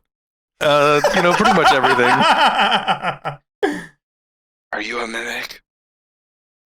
Mortimer whispers to Harold. I ignore it and look for a veneer sewer so we can go take our break. Oh gosh. Yeah. Okay. Oh yeah, the sewer. Yeah. I think there's just Well, a front door. There is. Is there a front door? As you approach, there is a large door with an archway, kind of an arched door. There is a huge pull handle on it. This seems to be sized for humans, right? But because the handle is at the level it should be. But the door itself rises to the size maybe of a small giant. As you look upon the door, all of you in the back of your mind feel like your hair stand on end. You feel anxiety and an intensity. Like there's a wrongness emanating to you from around this doorway. But sure enough, you look and you can see like bloody footprints leading away from the door. Presumably of the adventurer whose information you are here on behalf of. I would like to use my book to... I want to try to find out what monsters like roaming the first floor of the tower Mm-hmm. or the heavenly pillar. Okay, absolutely. You spend a few minutes perusing this kind of journal-like book that you've checked out from the library, reading about the various creatures that have been described in the tower itself. Go ahead and make for me a history intelligence check at advantage, DC 14 for these creatures. Well, good luck me, I guess. You got those. That's not that bad. That's technically 18. 2 passes. One's a Minus crit. 10. So. Jeez. All right. So you have heard of a number of creatures from the first floor, various different encounters. One speaks of a awful creature, partial spider-like, with a huge furry abdomen, and long legs, almost oversized for that of its spider-like body, and instead of its spider-like head, a long worm-like or snake-like segmented head with sharp fangs that is marked with like metal that drapes over its furry body, and it speaks of a like a horrid ability to affect the mind. You hear of a creature with 1,000 mouths or more, all muttering insanities at the same time. 1,000 mouths to chew and eat and speak, driving the reader to near madness before it left. You hear of a floating skull whose eyes could look through to your soul and pierce the mind. It seems that this is the first floor, at least, is a tower of aberrations. So, guys, according to this book, whatever's in the first floor, it's like a prison for mind-destroying creatures. Most of the things, they don't sound too terrible. The floating skull's a little creepy, but I don't know about a hairy spider worm creature covered in metal. That sounds kind of crazy. I'm sure we could take it, but man, that sounds like an awful thing to look at. Sounds fun. Mojo will switch his ring to the Ring of Heroism because he needs to be a hero now. Not dealing with that. Be a hero. Do we want to perhaps? So the sewers are supposed to skip the first floor or the first and the second floor, Greg? It was said there's like a library on an upper floor, and then the floor above that is where Ira Malum is. He says that the floors above are where she resides. He didn't say a specific floor. He says the library is above the first floor, and the sewers provide you an entrance that does not require going through the first floor, where presumably the adventurer whose information you're traveling based on was chased out by a horrible creature with 1,000 mouths. Gotcha. And the statue was on the first floor or a little bit higher? He said it was in the library. Oh, well, what do you guys want to do? We skip? Go through sewer or? We're skipping. Skipping. Let's go. The one person can skip. I don't care. We can go through the front door. It's fine. I don't care either. I will kill a giant spider face man thing. But hey, let's skip it. Yeah, I think we should skip it, and then once we have an idea of our main objective, maybe then we can clear out the rest on our way back down. Yeah, we don't have to. We can just not die. Yeah, I mean, that's fine, I guess. All right. Let's do it. We're looking for a sewer, Greg. End it all. All right, Bull October.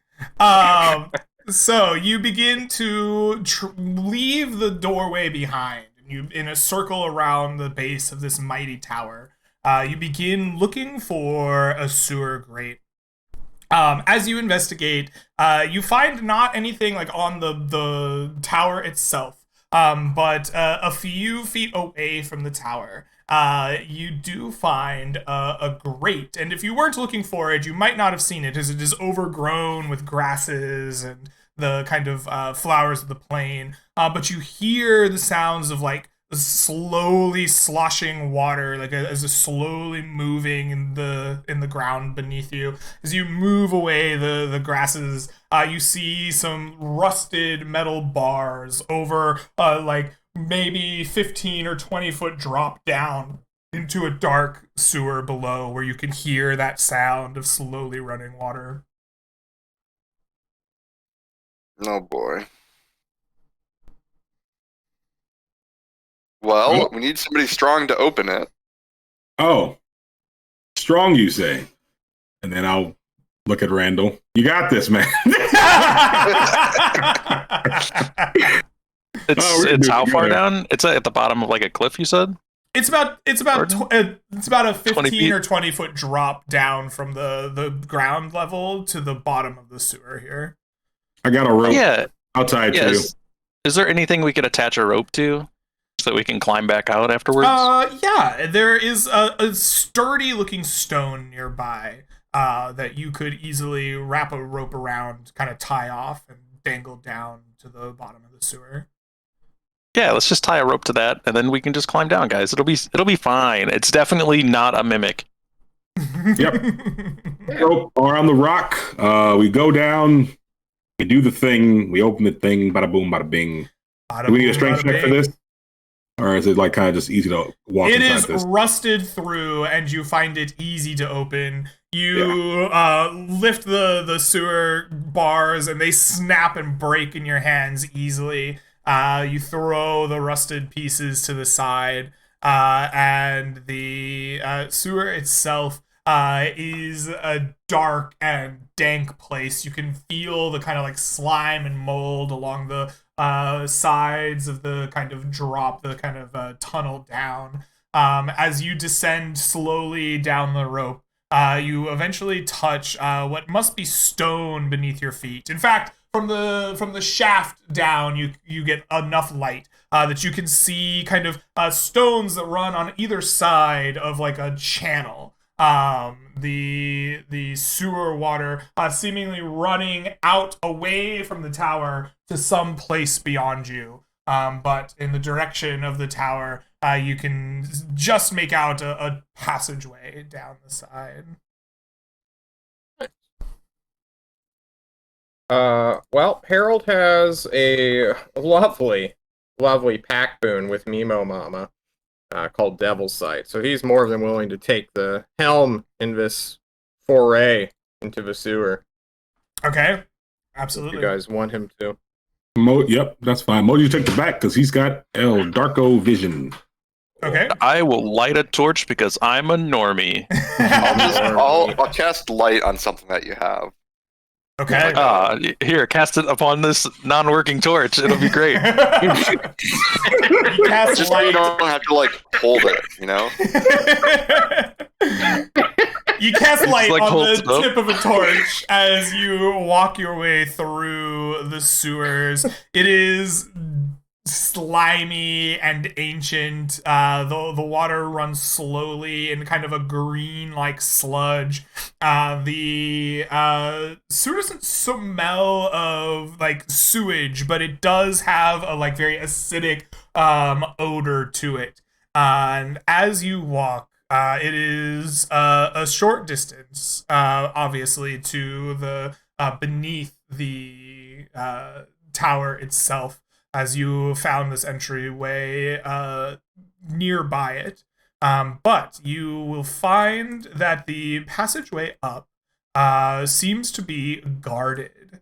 As you are approaching the sewers, you see this sight in front of you. There is a large, almost golem-like looking creature made of the same kind of slime and sludge, milling about in the center of this sewer-like prison. And you can see a passageway further up to the north here that is going to lead to stairs. You can see the stairs, but there are flowers of horrific pustule-like nature and this large golem between you and your ascent. As you see this sight and take it in for the first time, I think this is the perfect place for us to take our break, and we'll come back on the other side and see what our adventurers do with this information. We will see everybody very soon.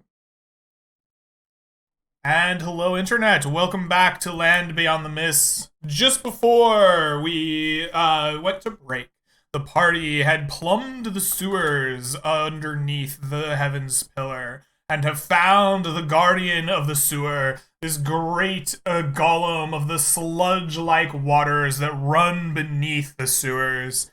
And they see their way up their stairs behind this golem and the awful, like, pustule-ridden flowers that grow out of the sludge here. What is your plan here as you approach? You see this golem kind of milling about. It doesn't seem to have paid attention or noticed your arrival as of yet. And the party has a chance to maybe formulate a plan or charge head first. Do whatever you can. What is it that comes to mind as you see this scene splayed out in front of you? Question, Greg. Yes. So, golems are like, they're magical creatures, right? They're like magically created creatures Yes. in general.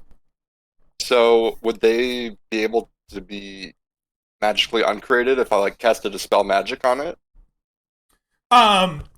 No. There are processes of destroying golems.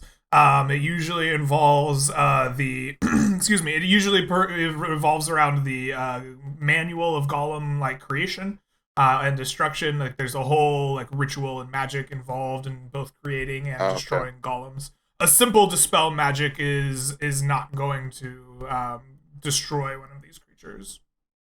Well, there goes that idea.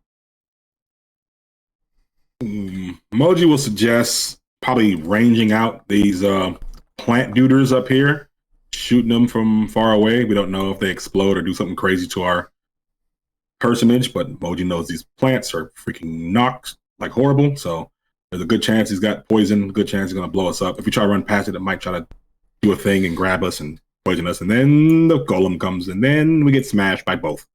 So that's a suggestion. You guys will just run past it. We could try that too. Or fight him, whatever. I think if you guys we should hold back a moment, I can bless all of you, and then we can go in. Mm-hmm. That could be nice. I think if we damage the golem, we might be able to get it away from whatever those plants are, because I don't think we want anything to do with whatever those are. They look like they're probably going to explode. I don't know. They look gross. They look like giant pimples almost. Okay. You wanna shoot those for now, or what? Maybe the golem will come to us and we can fight it. Mono-E. Yeah, I think if we start off with like bless, and then Harold can do whatever Harold does to like mess up the plants, and then we can take on the golem if it comes at us. Sure. All right. Shouldn't we just focus down the golem? Yeah, we can do that too. You can do whatever you want. Yeah, that's right. All right, I'll just back you guys up. That's what I'll do. You guys do your thing. All right. All right. Let's see. So will I be able to get a bless off before initiative? You absolutely can get a bless off. Yeah, and then I'll activate my boots of flying so I don't have to step in the poop in the middle of the area. You don't want to step in the poop? That's All why we right. came down here. Because you wanted No, that's to. why you came down here. I did not want to come in the sewer. Who are you Oh, that was blessing, part of why Mortimer? Mortimer came down here for sure. He's already got a vial full of it. Gross. Who are you blessing? But yeah, I'm gonna bless everybody except myself. Okay, wonderful. Everybody getting blessed. You say your prayer. You bless all of your companions here, and they are getting juiced up and ready to go. Randall clicks his heels together, begins to float up into the air, and you prepare for battle. Who's gonna make the first move? I think that's the milkman. He got the most damage from range. Wait, I'm leading? No, you just shoot. No, we just want you to start stuff. Which one am I? Is this not just a giant wall in my way? That right there is a wall. Yes. So I don't have any line of sight on the goal. Is it There's like an entry here Yeah. that's broken. You could move up and like shoot him from closer. You know what? If you want, I'll walk. How about that? I'll walk closer. Yeah, why don't you guys get a little bit closer? Okay, I'll just rather rage. than I have don't. Yeah, I'm raging. I don't care. guy? We're Here going. we go. You Here we rage are. and you rush forward. As you get there, the golem sees you, and it is time for some combat. Mortal Kombat! Everyone roll me initiative. Hell yeah. 20. Good initiatives. Woo! Excellent. Let's see if I can actually roll good this time. You know, it's better than a 1, I think. Oh, yeah, it's better than a... Yeah. Okay, good enough.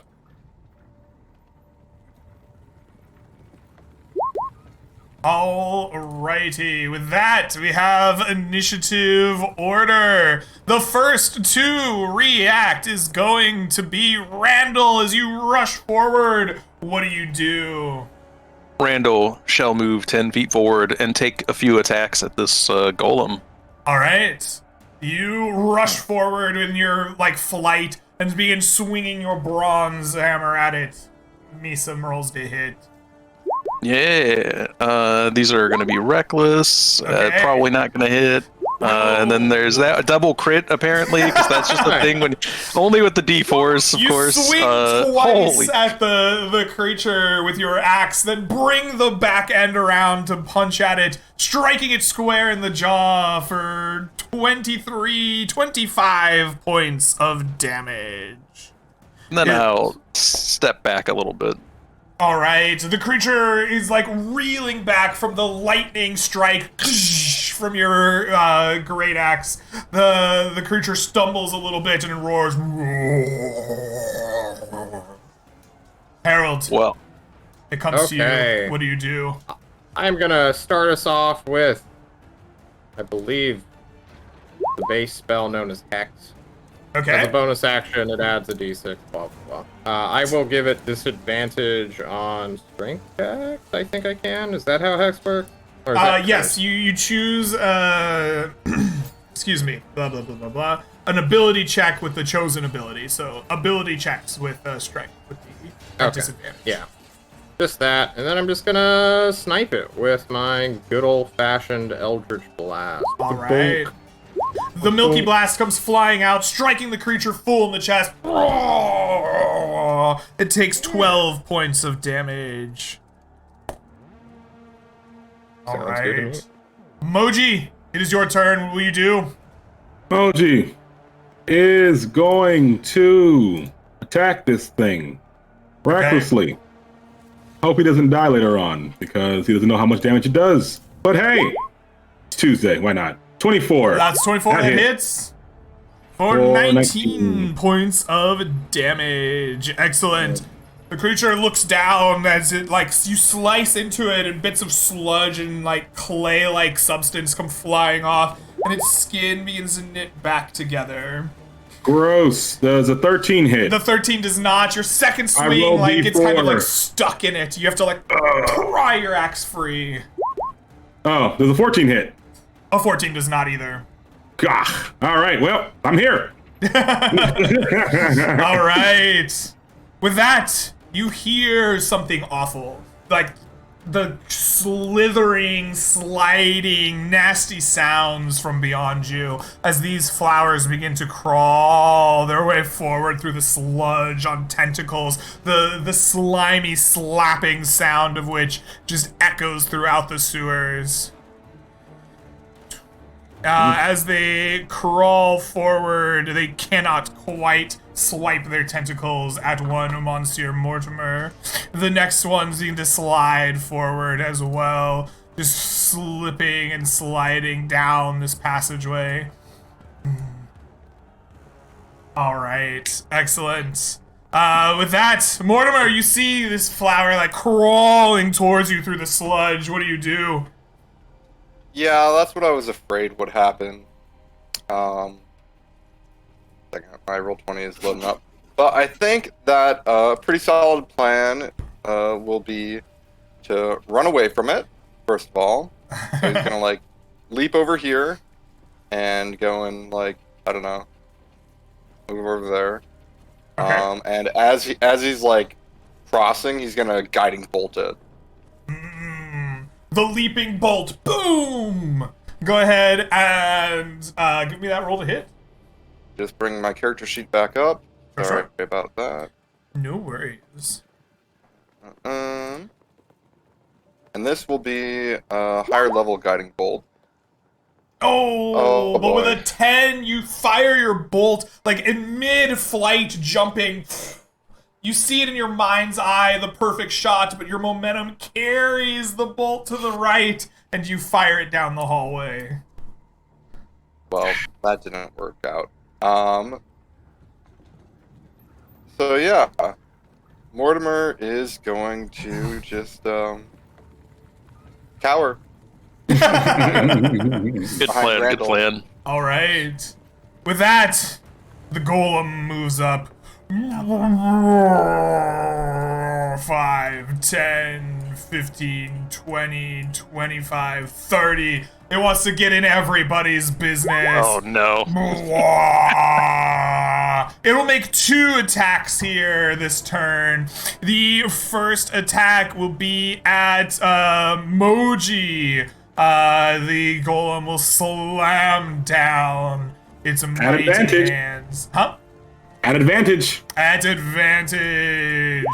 With a critical hit, you are slammed. Please take 17 plus 16 bludgeoning for 33 points of bludgeoning damage. I also need you to make me a DC 15 Constitution saving throw. It will take the 8 points of lightning damage as your half plate erupts. I rolled 17 on the Constitution saving throw. All right, that is a success. You are otherwise unaffected by the creature's attack. Its second attack comes slamming down at Randall. No. Did a 17 hit it? For what? I have a polearm master, so when it got into range, I could make a swipe at it. 17 does hit, yes. Okay. It's 13 15 points damage. of damage. Lightning 15. damage if it matters. Yeah. 25 and 27 and 27 is 54, 70. That's enough to bloody it. Okay. Very good. It will swing down at you with advantage. Will a 21 hit you? Definitely. All right. Please take 19 points of bludgeoning damage. I also need you to make a DC 15 Constitution saving throw. I can try. So, nope. All right. I need you to reduce your hit point maximum by 19. I think I only take 9 damage, so it should be 9, or is it the total? Reduce to the damage taken. So by Yeah, okay. 9. Yes. Okay. Thank you. Perfect. Randall. Huh? Oh no, I was just saying that's some serious business right there. Oh, okay. It is. Yes. Yeah, I will fly around it and then give it a few hits. We're still gonna recklessly attack, but not Great Weapon Master. We're just gonna try Okay. to kill it as fast as possible.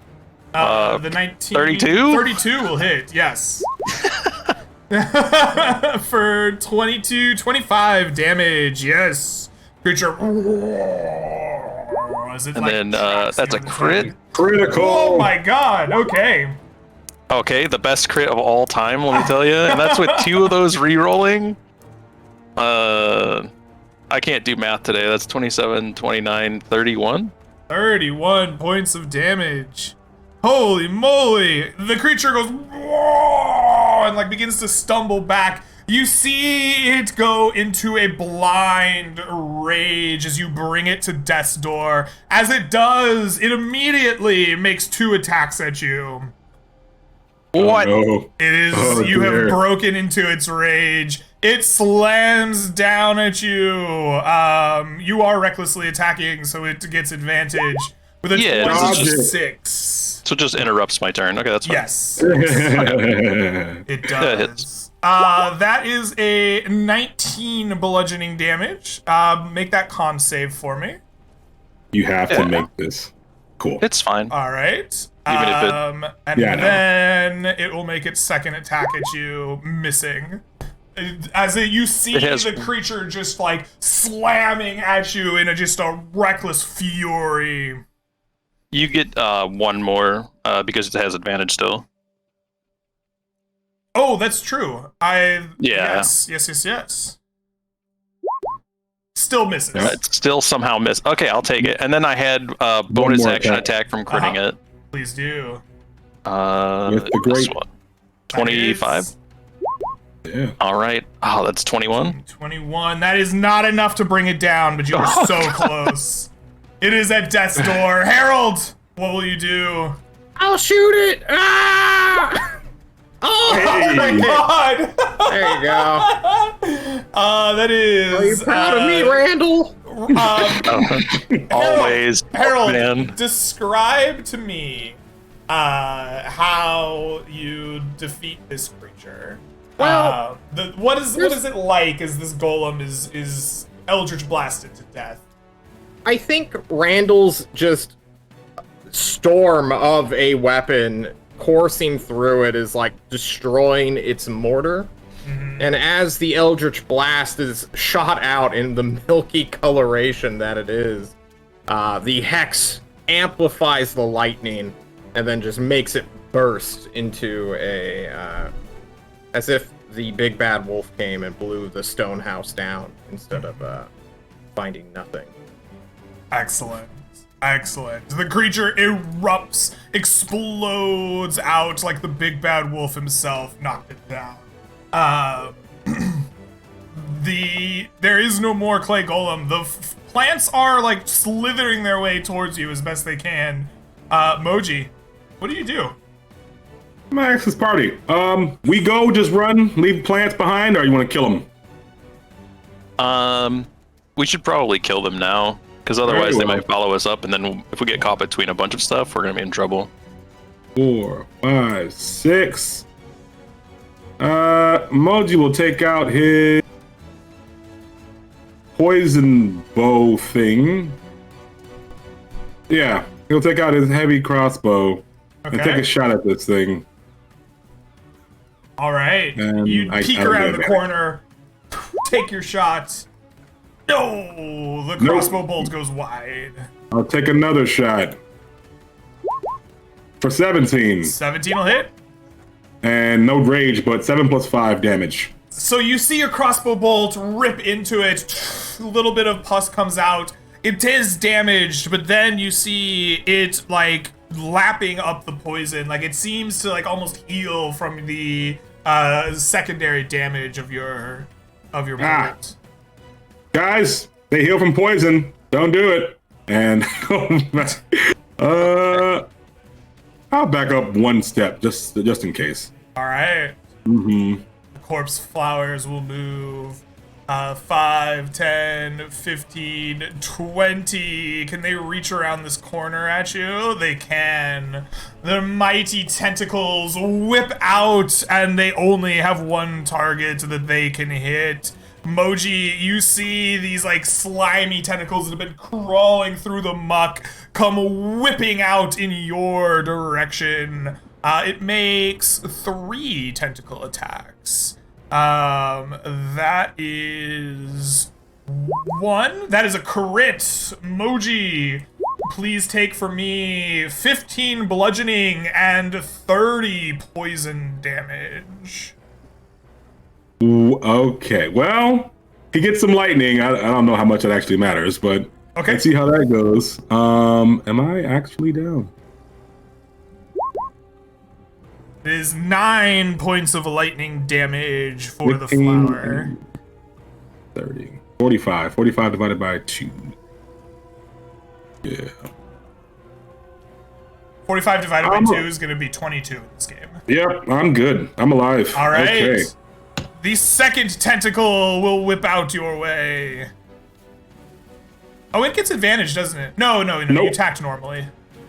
It still crit me somehow, though. Yep. The 10 will miss. Missing. And the final tentacle wraps your way, crits you a second time. Oh my god.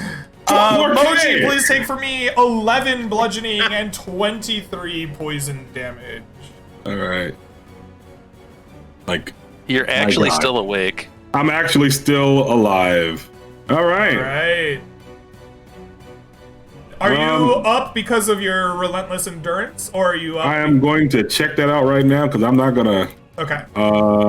Yeah, you were like down by 3, I think. Yeah, I was taking 17. I'm at 1 hit points All right. because of my relentless rage. Yes. Thank God for that. Yes, your orcish fury shines through as you are ravaged by the poison. Are you going to shock it again with your half plate? Oh, yes, I should. I definitely should. All right. Roll me that damage. Okay.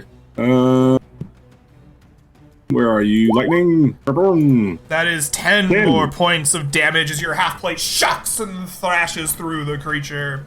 This one here is going to move up 5,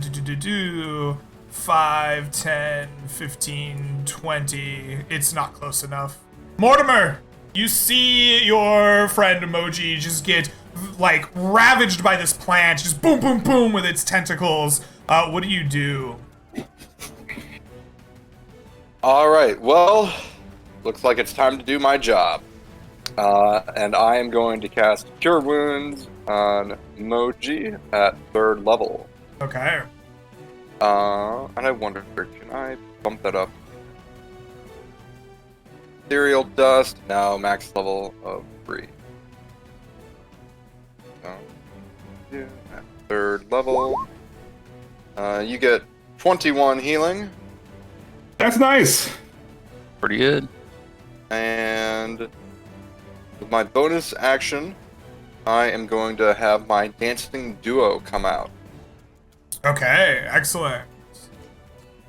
And so they are a pair of enchanting floating short swords that fly over and each make an attack. Mm-hmm, So let's see absolutely. here. 1 and 2, 24 and a 15. All right, 24 and a 15, both will hit. Alright. Our 2d6. For 10 piercing damage. For 10 more points of piercing damage. Beautiful! The creature, like, writhes and shakes from the damage, but continues, like, reaching with its tentacles towards Moji. And that is his turn. This thing is dead. We can remove it from the initiative order. Randall! It comes back around to you. You see another one of these flowers, like, slowly sliding its way towards the party. What do you do?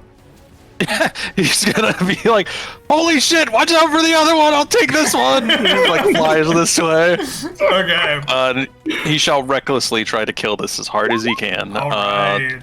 25? That hits. Come on, roll 20, we can do it. We can do it. Okay, the first one, so 29, 31 lightning damage? 31 lightning damage. Oh, do they have lightning stuff? Probably. Can I choose to not do lightning after this attack? Is that an option on this enchantment? These things just take the damage. Ah. 31 points of lightning damage. You just a thunderbolt wrecking it from the sky. You're like Thor, essentially. Yeah, pretty much. I have Thor, but I have a big old club instead of the hammer. Yeah. I have one more, please. 14? 14 hits. Oh, thank goodness. 28. 29. Yeah. So that is 60, 70, 89. You have definitely bloodied the creature to this point. And then bonus action, one more. It's a crit. Oh my goodness. Yeah, 2d4. That is 25 more. That is going to bring it to death's door. How are you doing so much damage? You could have just hit it with your regular because you crit. Oh, wait, no, you didn't crit yet. Okay, I didn't crit until the bonus. Yeah, Look, my bad. You're right. He You're right. he I just like the factors butts, okay? in Great Weapon Master to all of his attacks. He's getting that flat plus 10 to all of his damage. He got +5 because he's 20 strength. And yeah. Yeah. Mhm. Harold, good. you see Thor fly by you and strike at the like heart of this pustule-ridden creature. It is writhing and like seeping grossness into the like sewers around you. What do you do? Well, first I contemplate, it's been like, what, 3 months since me and Randall, like, ran away from a ghost ship, and now he's just, whoa! It's a bonus action. I'm going to hex the plant, and walk behind Randall, give him a compliment as I Eldritch Blast the thing he is murdering. Absolutely. That hits. I assume, yeah. 8. Man, I'm doing so much damage. But please tell me how your Milky Blast defeats this plant. 2 in a row, baby. Things I over like the it. edge. I think the Eldritch Blast this time just like hits a rock on the ground, which then spirals up and just, I don't know, breaks it. It doesn't have a brain. It just like shreds through the middle of the plant. You just have this twirling, piercing rock of death. It just like chews it up like a salad. You just have like ripped up pieces of plant falling to the ground dead. Are you proud of me, Randall? Like, I'm cleaning up every. Always, gee. Milkman, always. You're feeling it. better. You're feeling more alive. The plant is dead. There's another one slowly crawling its way towards you. What do you do? Well, I take out my crossbow because I'm not going to run up to this thing because I learned the plant dudes. Again, every time they crit me. I don't know why. So I'm going to take out my crossbow and shoot. Not this time, just regular heavy crossbow bolts. Not that crazy. Good gosh, man. That was so stupid. Your crossbow bolt fires wide. Twice. I think I'm scared. Like I'm scared a little bit. Like I'm like, this is. My hands are shaking. Those hits, man. I got hit 3 times and 3 were Mom crits. spaghetti. Oh. All right. I'll say Mortimer, get behind me and back up 1 step. So he should back up like way past that. All right. The plant comes forward 5, 10, 15, 20 feet. It does not have enough range to hit Mortimer. Mortimer, you see it slowly sliding and advancing towards you. What do you do? I'm muted. Nope, we can hear you. Alright, cool. So I am going to bring my dancing duo to like right here and right there. Okay. And then I'll get behind Moji. Okay. 5, 10, 15, 20, 25, 30. Beautiful. And I suppose I will try to... Oh, as I'm passing him, I'll do another Cure Wounds. Okay. This one is going to be at 2nd level.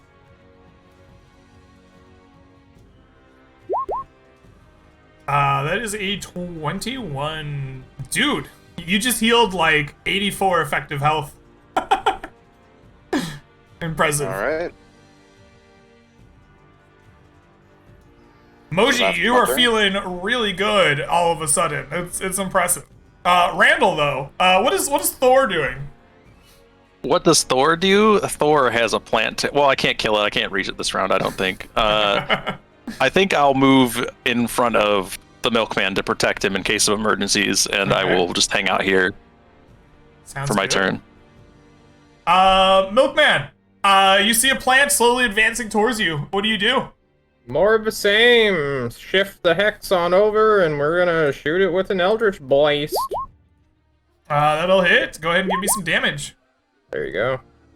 All right, 16 points of damage. The Milky Blast doesn't even slow the creature this time as it continues its advance. Moji, it comes back around to you. What will you do?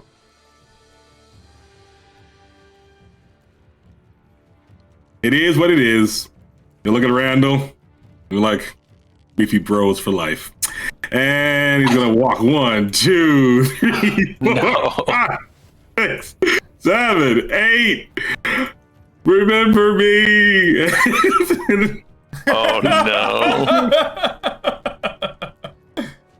He couldn't be more Alright. in. At advantage. 24 That hits. that's a crit, actually. That's a crit. So, All right.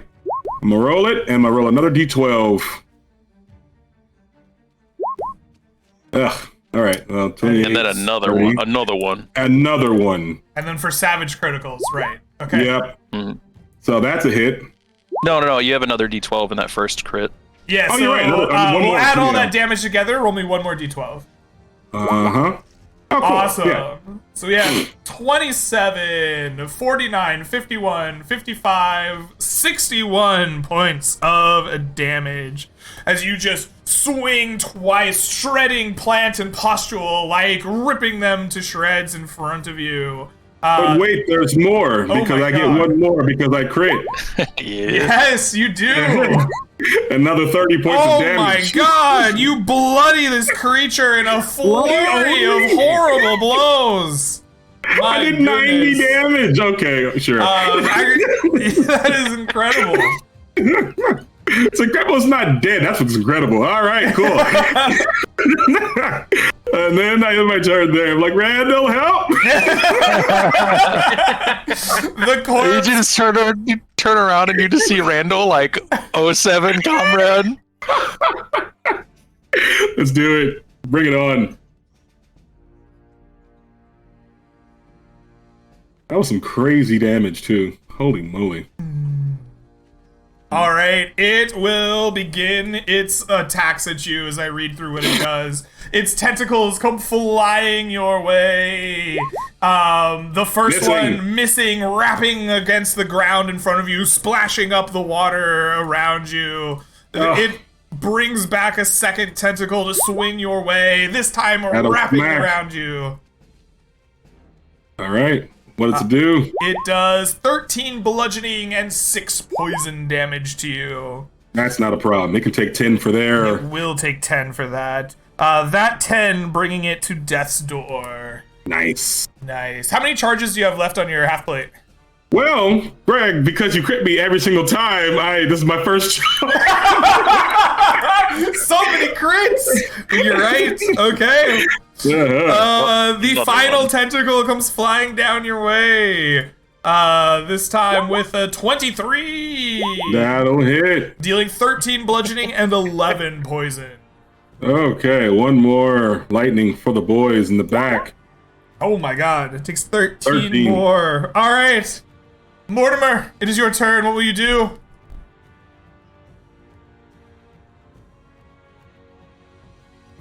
I was muted. All right. Yep. Mortimer's going to jump the gap again. So that's 10, 15, 20, 25, 30. So he's going to get here.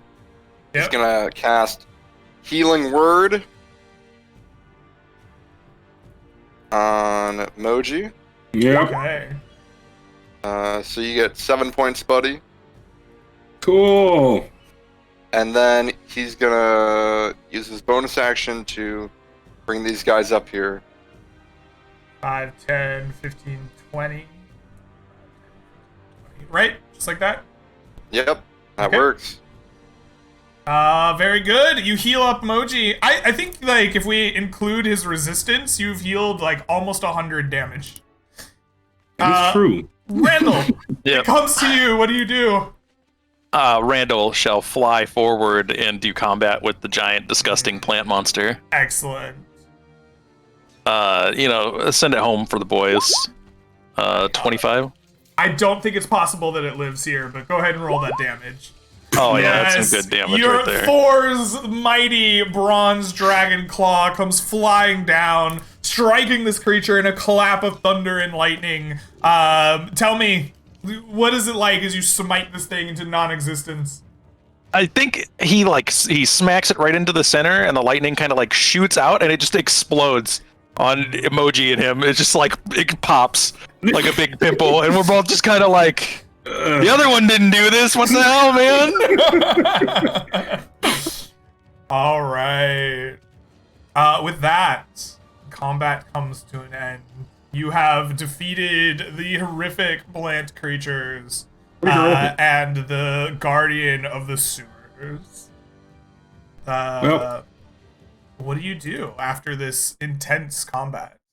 Emoji opens up a book and looks up what the freak this plant is. Corpse flower, maybe? I don't know, but this is stupid. I need to learn about this so this doesn't happen to anyone ever again in the mist. This is the dumbest thing he's ever heard of. It's worse than those shambling mounds. So do you want just information on the creature, or do you want, like, it's I'm looking for parts. Harvesting parts. Okay, excellent. So your book will grant you advantage here since you have the time to look them up. Let me find what roll I want from you on a corpse flower here. I'm kidding. Huh? I was in athletics, so I'm just kidding. Nature? Maybe? I want nature DC 16. All right, advantage. Let's check it out. Oh, it appears that this book does have a reference to the creature, but there is not in it that you find to be useful harvesting information. It talks about their tentacles, their ability to consume the dead to regain their own health. It talks about the horrific stench that can paralyze you if you stand too close to it at the start of your turn. But it does not talk about harvesting anything or useful things harvested from it. Wait, it could have paralyzed one of them? Oh, Yeah. man. That would have been Yeah, awful. if they had ever started their turn within 10 feet of it while it was alive, there would have been some nastiness going on. But they'd always died before somebody started their turn within 10 feet of it. So Luckily. yeah. Is there anything left of this clay golem or poop golem, whatever it is? Yeah, it has like been blown apart by the milky blast, but there are like globs of this like clay-like substance that appears to be the same, like almost like solidified of the like sludge of the sewers that you're walking through. This is super gross. Randall's gonna like dig through this thing to see if there's anything that looks like he could sell. I don't know.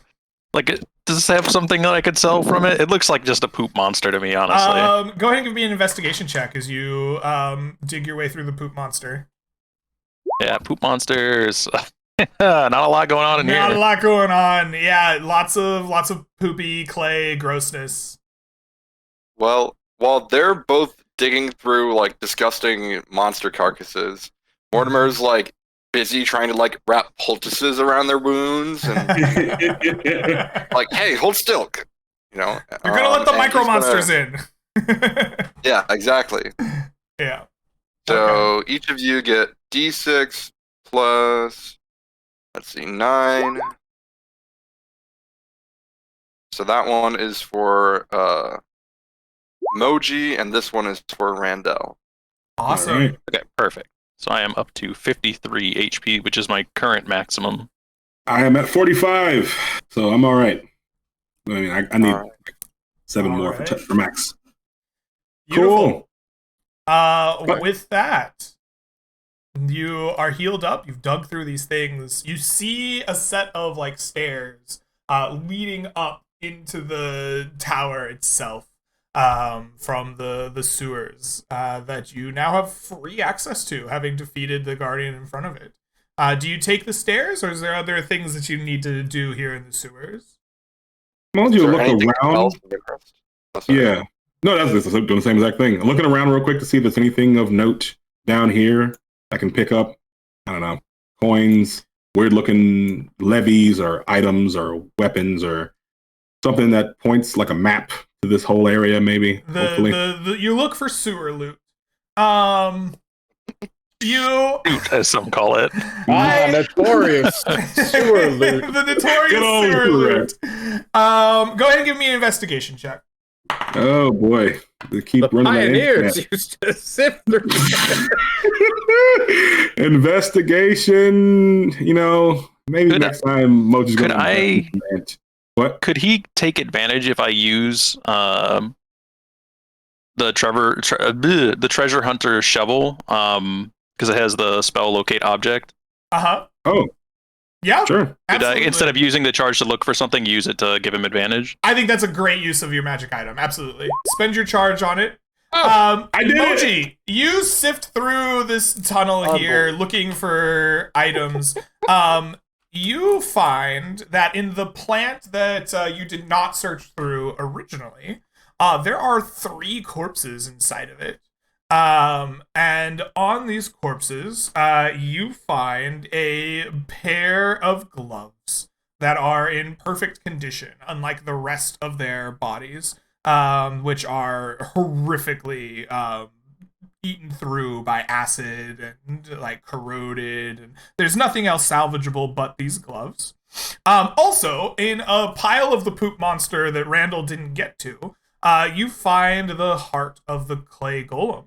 It is a massive red ruby that is worth 1,000 gold pieces. Taking that to the bank, people.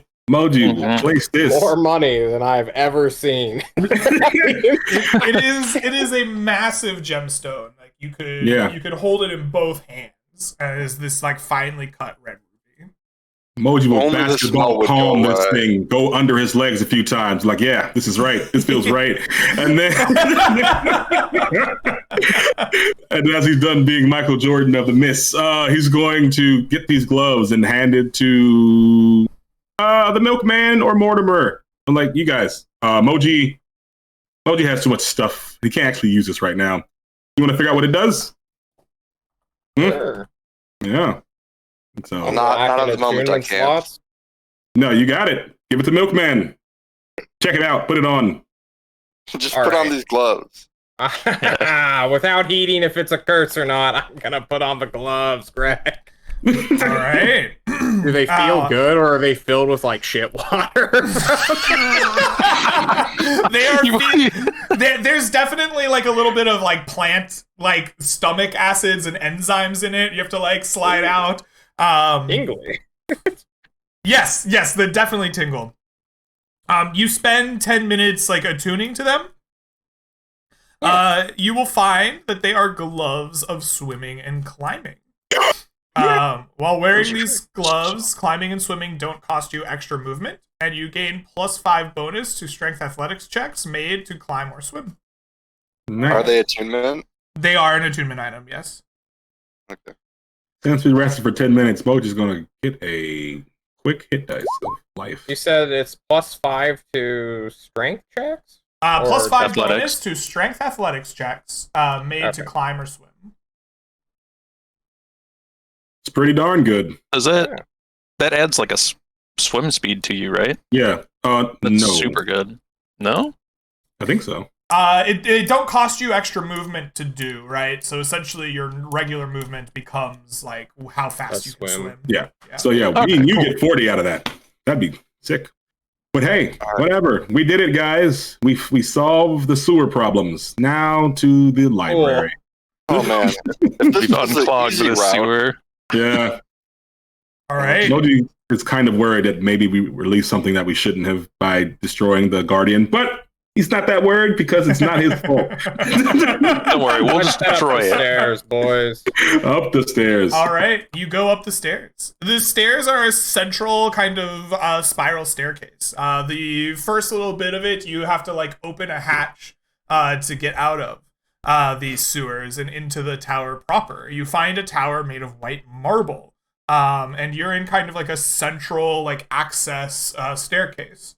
You could open the door from where you are and enter out into the first floor of the tower. But the stairs continue up, and you could instead go to the second floor where you hear the tower library. Go on to the second floor, I think. do the stairs go beyond the second floor or just to the second floor? The stairs will go beyond the second floor. If you look up, you will see that much like there was a hatch leading you to the sewers. There's another kind of like hatch here, but it doesn't appear to be made of like the same material as the sewers. It seems to have been put in sometime after the fact. And you see magic runes upon the hatch itself leading to the third floor. Can I use Arcana to try to decipher them, determine what they mean? Yeah, go ahead and give me an Arcana check, DC 14. Oh boy, I'm not actually good at this. No. Nope. All right, No. you do decipher what these runes are. There are two sets of runes on here. The first of which are runes of magical sealing. This is a magically locked hatch. The second set of runes take you a little bit longer to figure out, and then you quickly realize that they are a trap. These runes are set to explode upon the investigation of this. And as they do, you will feel the wrath of the runes here. Please take from me 7 points of fire damage as the runes like whoosh in flames around you as you investigate them. No, All that right. wasn't so bad. Can I cast Dispel Magic to get rid of the other set of runes? You can indeed. You cast Dispel Magic. Do you have the rules for casting Dispel Magic on a higher level spell? Listed somewhere, easily found? Make an ability check using your spell casting ability. DC equals 10 plus the spell's level. On a successful check, the spell ends. Okay, go ahead and make me a DC 16 check here. All right.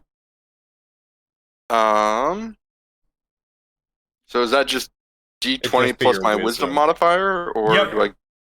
Okay. No. No. Unfortunately, the magic that seals this is stronger than the magic you currently possess, and it is unable to be unlocked.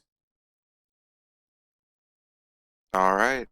Well, let's go check out the statue. All right.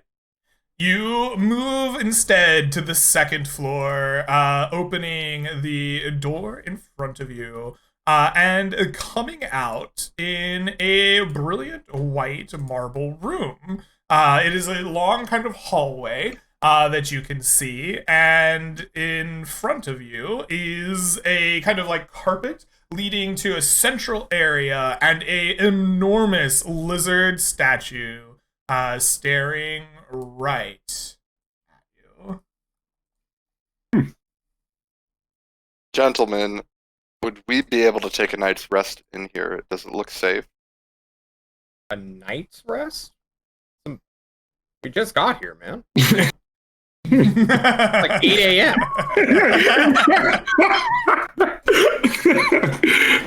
All I can tell you is that I am running very low on spells. Yes. Okay. Sit in the back. Sacred flame him. I don't know. All right. Keep one I healed. walk up to the statue. I look at the barbarians and record keeper cleric. All right. Let's move up. You walk up to the statue. Hail, mighty lizard! Oh, it's a statue. It talks. It's not a wizard, though. The wizard lizard. You hail the mighty wizard. The statue speaks. It doesn't open its mouth or move, but you can feel the words and like reverberating inside your skull as much as you hear them. As the statue says, "Welcome. I will trade you knowledge of the world for gold. Give to me offerings, and I will tell you secrets." I've got a question for you. So I will. I don't have any money. Offer me, My money on a ration. give me offerings, and I'll ask your question. Moji will put 10 gold in the front of the statue and say, yeah, 10 gold. A Why not? meager offering, a meager reward. The gold like melts into the statue and like turns into almost like a liquid and like funnels its way down somewhere deep into the like depths of the statue. You hear the words rumble in your head. Ask. Go ahead, milkman. O honorable and wise statue, ye who know all, I humbly ask if you would like to be moved to a place where more members of our race can use your wisdom. I prefer the tower. Asked and answered your question has. Give me offerings, and I shall reveal to you secrets of the world. I'm just going to give him 100 gold this time. A Casual worthy 100. offering, a worthy response. Ask What? your question. Moji's strength is capped out at only 20, so he only gets a +5 to most damages. Is there a way for Moji to go beyond the mortal reins that hold him back? Yes, of course. And how would Moji procure this? Your for a question was permanent asked. increase. and Oh no! answered. Give me your Yeah, authority. right. Unfortunately, you got a I shall negative reveal 1 you to wisdom. secrets of the world. Yeah. I got a +1 actually, but What were we hired to do again, friend? Ask it every question it could know, but I don't have that much money. How much would it are we cost for getting a secret paid to do tower? this? Like We're getting 70 paid gold? 25 gold. Yeah, it's trash. We're getting paid nothing, but we got 100 Well, like gold. maybe like how much do you charge for secrets of the tower? I don't care about the world right now. Make your offerings and ask your questions.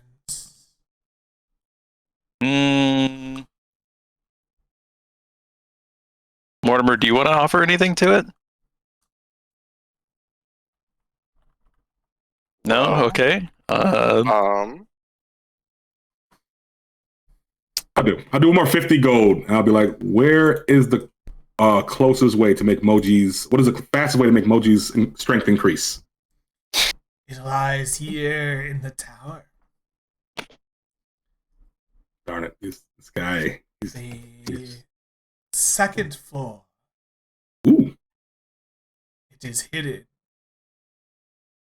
in one of the many desks. wait, we're on the second floor. Yeah. Okay, Moji's gonna go from desk to desk to desk. Moji, you will wait. You guys got this. Go ahead. All right. It's gonna get eaten by minutes. You go through the desks in this room. Okay, you teleported through the walls. Oh, I'm sorry, I didn't see. Okay. You go through the desks in this room here with the lizard statue. As you investigate, you find nothing out of the norm here. I'll start searching them. Like, this is just like a conference room. I don't see any desks in here. Okay, as you enter that room, you see these blue wispy things like in this hallway. They are floating around the bookshelves that are stuffed with old tomes. As you enter the room, the nearest one kind of flashes a red flash, and the others begin to flash red as well, and they begin to float down towards you. As they do, what is your response? Milkman! I like run back into here. What do you want me to Incoming do? lights! Make me a strength athletics check, DC 15, to sprint out of that room fast enough that they like leave you alone and don't follow you. Nope. No, you sprint back there, but you see the you see the spiritual like lights like lining up. They're making their way towards you and the party. They're flashing red faster and faster. What do you guys do? I'm gonna go back down and close the hatch. Mortimer closes the hatch behind him. Well, what do the rest if of you Mortimer abandons us, I am going to activate my ring of heroism and say, I guess we're doing this. We're doing what? I don't know what these are. Run for your life. Over here, and then Moji's gonna prop himself right here. And if they come for us, Moji's gonna swing at the first one, and hope to God we don't die. Okay. Okay. I guess we're fighting then. Sounds like combat has been initiated. Let's play the combat music. Let's roll initiative. All right. I've got temp HP for my yes. Okay. That is 22 Oh. initiative. Well then. Yes. I gotta roll it. Okay. Oh, we Can't wait tied. for the ghost to fly through the wall and kill you, Mortimer.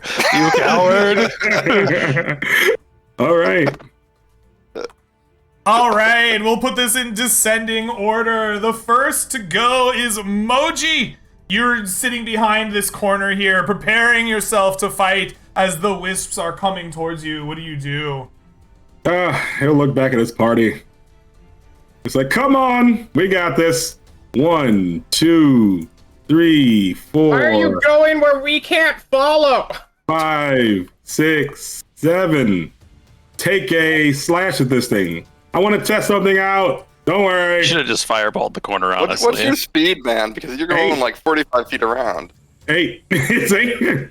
And he will attack at this thing. Great weapon style.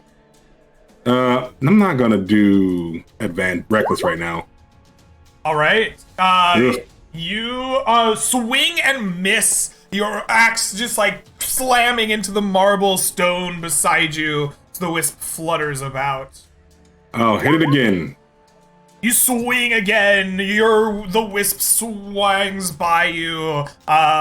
You miss entirely. I'll back up one step. All right. All right. As you back up away from it, it shocks at you with an attack.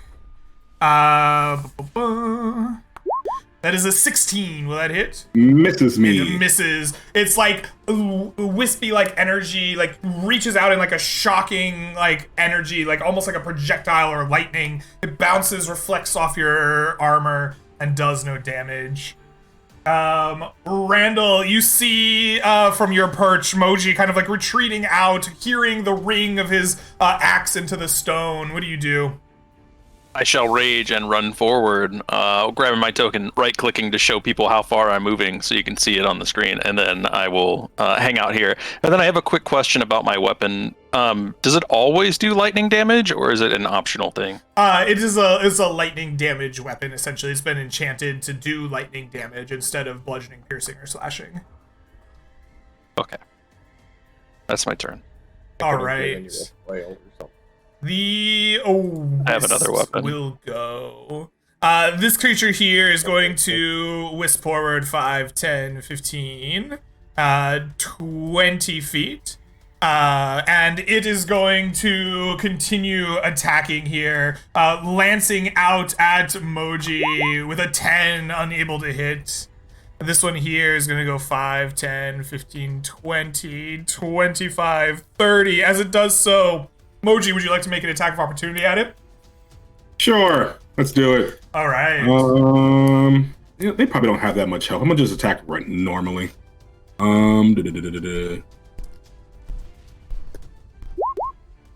That's a 29. Please roll me some Now damage. I roll it. For 15. For 15 points of damage. Oh, As you 17, my bad. strike this creature, it explodes in a shower of energy. I need both of you to make me DC 16 wisdom saving throws. Wisdom. Oh no. This is Oh yeah, this is the stuff right here. You did it! time to go. It's time to leave.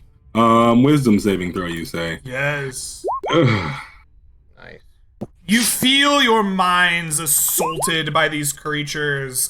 Please take for me 9 points of psychic damage or half as much on a successful save as the reverberations of this explosion, it like tears towards your mind. It's like almost as if it's trying to rip like your sanity from you. You can feel the like streaks of pain, like a migraine race through you for a moment. This creature here is going to go 5, 10, 15, 20, 25, 30. I would like to Yes. strike it when it gets here. Sure, absolutely. Yeah. 24. 24 hits. All right. 12 lightning damage. 12 lightning damage. The creature explodes. I need each of you to make me a wisdom saving throw. This is my nightmare. My nightmare. Yeah, buddy. That is a fail and a success. I need you to take 9 points of psychic damage or half as much on a successful save. As the like rips of your mind deepen, the migraine begins to fill. This one goes 5, 10, 15, 20, 25. Would you like to attack it?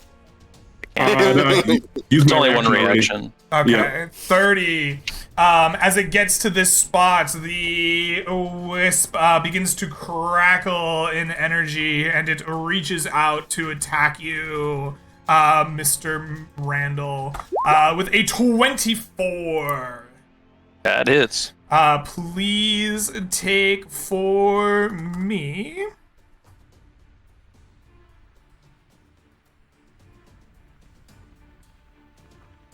Oops. What is that? Oh, I see. Please take from me 9 points of thunder damage, or lightning damage, as it reaches out to strike Alright. you. And the final wisp goes 5, 10, 15, 20, 25, 30, and it is going to make its attack at Moji. That's a 15. I don't believe that'll hit you. Nope. Harold, you hear the attacks, the explosions, the psychic screams almost reverberating to the back of your mind. Yeah. What do you do as you sense this battle going on? I'm gonna move forward after shouting at Morty to get the fuck back up here. And then move 30 feet forward. And rather than using a hex or anything, I'm just gonna plain Jane Eldritch Blast the guy, I guess next to Moji. Okay. Please give me a roll to hit. That's a hit. Blessed, so 16 still hits. perfect. For 12. 12 points of damage. This creature explodes. I need Moji and Randall to give me those wisdom saves. Sorry, fellas. I need each of you to take me 11 points of psychic damage. Mortimer, you are safely behind the sealed door behind you. You're underneath the hatch to the second floor. What do you do? I'm gonna peek out, seeing that there wasn't a massive explosion immediately, which was my first instinct. He's gonna run 5, 10, 15, 20, 25, 30. And he is going to cast Spiritual Weapon. Okay. This last second level spell slot. Save that. Okay. Spiritual weapon is going to be cast where? So it's gonna be cast within 40 feet. So I don't know. I don't want to like cheese things. I can only see so much, right? So Yeah. I guess put it here for now, and then I'll have to wait until next turn. So put where I it can like actually right do something here. with it. That's what you were saying? Yeah, that's fine. Okay. Absolutely. Your spiritual weapon forms and is ready to make its moves. Actually, I can dash, can't I? You With my can. regular action. So what I can do is actually I can dash Or- up, have it spawn, and then have it move. So spiritual weapon part is of a bonus action to cast as well? Yeah, it's a bonus action. Perfect. Perfect. So it can actually go on. It'll attack the yellow one, and Okay. I have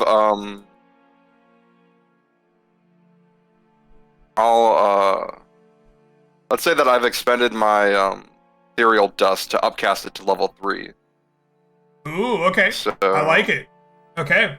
You spend your ethereal dust as you Oh my cast. God. Your weapon swings and crits into the yellow creature. And this is at level 3, so for 15 damage. 68. For 15 damage, the creature explodes. I need Randall and Moji to give me DC 16 saving throws. No. Nope. Alright. Please take for me 32 points of psychic damage each as this creature erupts. As it does so, this creature dies, but in its place, 2 more of these blue wisps form. Huh. Lovely. Well, Moji's down. Emoji is down. Do you not have your... That one did a fuck. I'm down too. That was wisdom or Rachel? psychic damage, not thunder, right? Psychic damage, yes. That's fine. Yep. All right. No, he doesn't because we haven't rested, so we're both down. All right. With that, Moji, please make me a death saving throw. Yes, sir. Oh dear. You have inspiration. I do. I'm using it actually. All right. I'm using my inspiration. Where's the death saves? Is here. Oh, I also get a D4 if you want. Oh, All So right. close. Please mark 1 success. all right. All right. That's my turn. Randall, it comes to you. All right. Please make me a death saving throw. I can do that, and a healing potion is on my belt. If anybody's feeling dicey, you know, you're feeling a little fun. Nat 20, there we you go. nat 20. You are Hey-o. back up with 1 HP. What do you do? But you I going back will down? stand up, disengage, and I'm moving 20 feet. Let's see, 15, 20 feet this way. All right. So now you want to run. Okay. I have 1 HP, and you fucked me by closing the door. Closing the door. Go fuck We couldn't yourself. do anything. Yeah. All right. The wisps will go. The wisps are not going to kill a downed character. Instead, they're going to move forward. This one's going to go 5, 10, 15, 20. As it does so, Fuck me, baby. it will attack. It will attack Harold. It is apparently not happy with its last milk delivery. It attacks you with an 8. As it reaches out with its electricity, it is unable to strike you. The next one goes 5, 10, 15, 20, 25. This one will attack Mortimer with a 17. Will that hit? No. No, it does not hit. Brilliant. The next creature goes 5, 10, 15, 20. Who's it attacking? Go for me. Randall! It wants some barbarian flesh. Oh, fuck off. It will attack you with a 20. Does that hit? Use your reaction. I'm unconscious again. All right. Randall You should use your drops. reaction. Reaction. I could have, but I chose not to because I didn't want to get knocked down and die instantly You're when great. you guys killed You are him. great. You don't need to justify it. I got Good. Mm. I love you. I know we're on the same wavelength. It's Yeah. fantastic. Harold, it comes to you. What do you do? I'm going to provoke 1 attack of opportunity from the guy down here. All right. That's an 18. Will that hit you? Just barely. All right. This guy does d6 plus 2, 6 points of lightning damage to you as it reaches out, shocking Cool. you.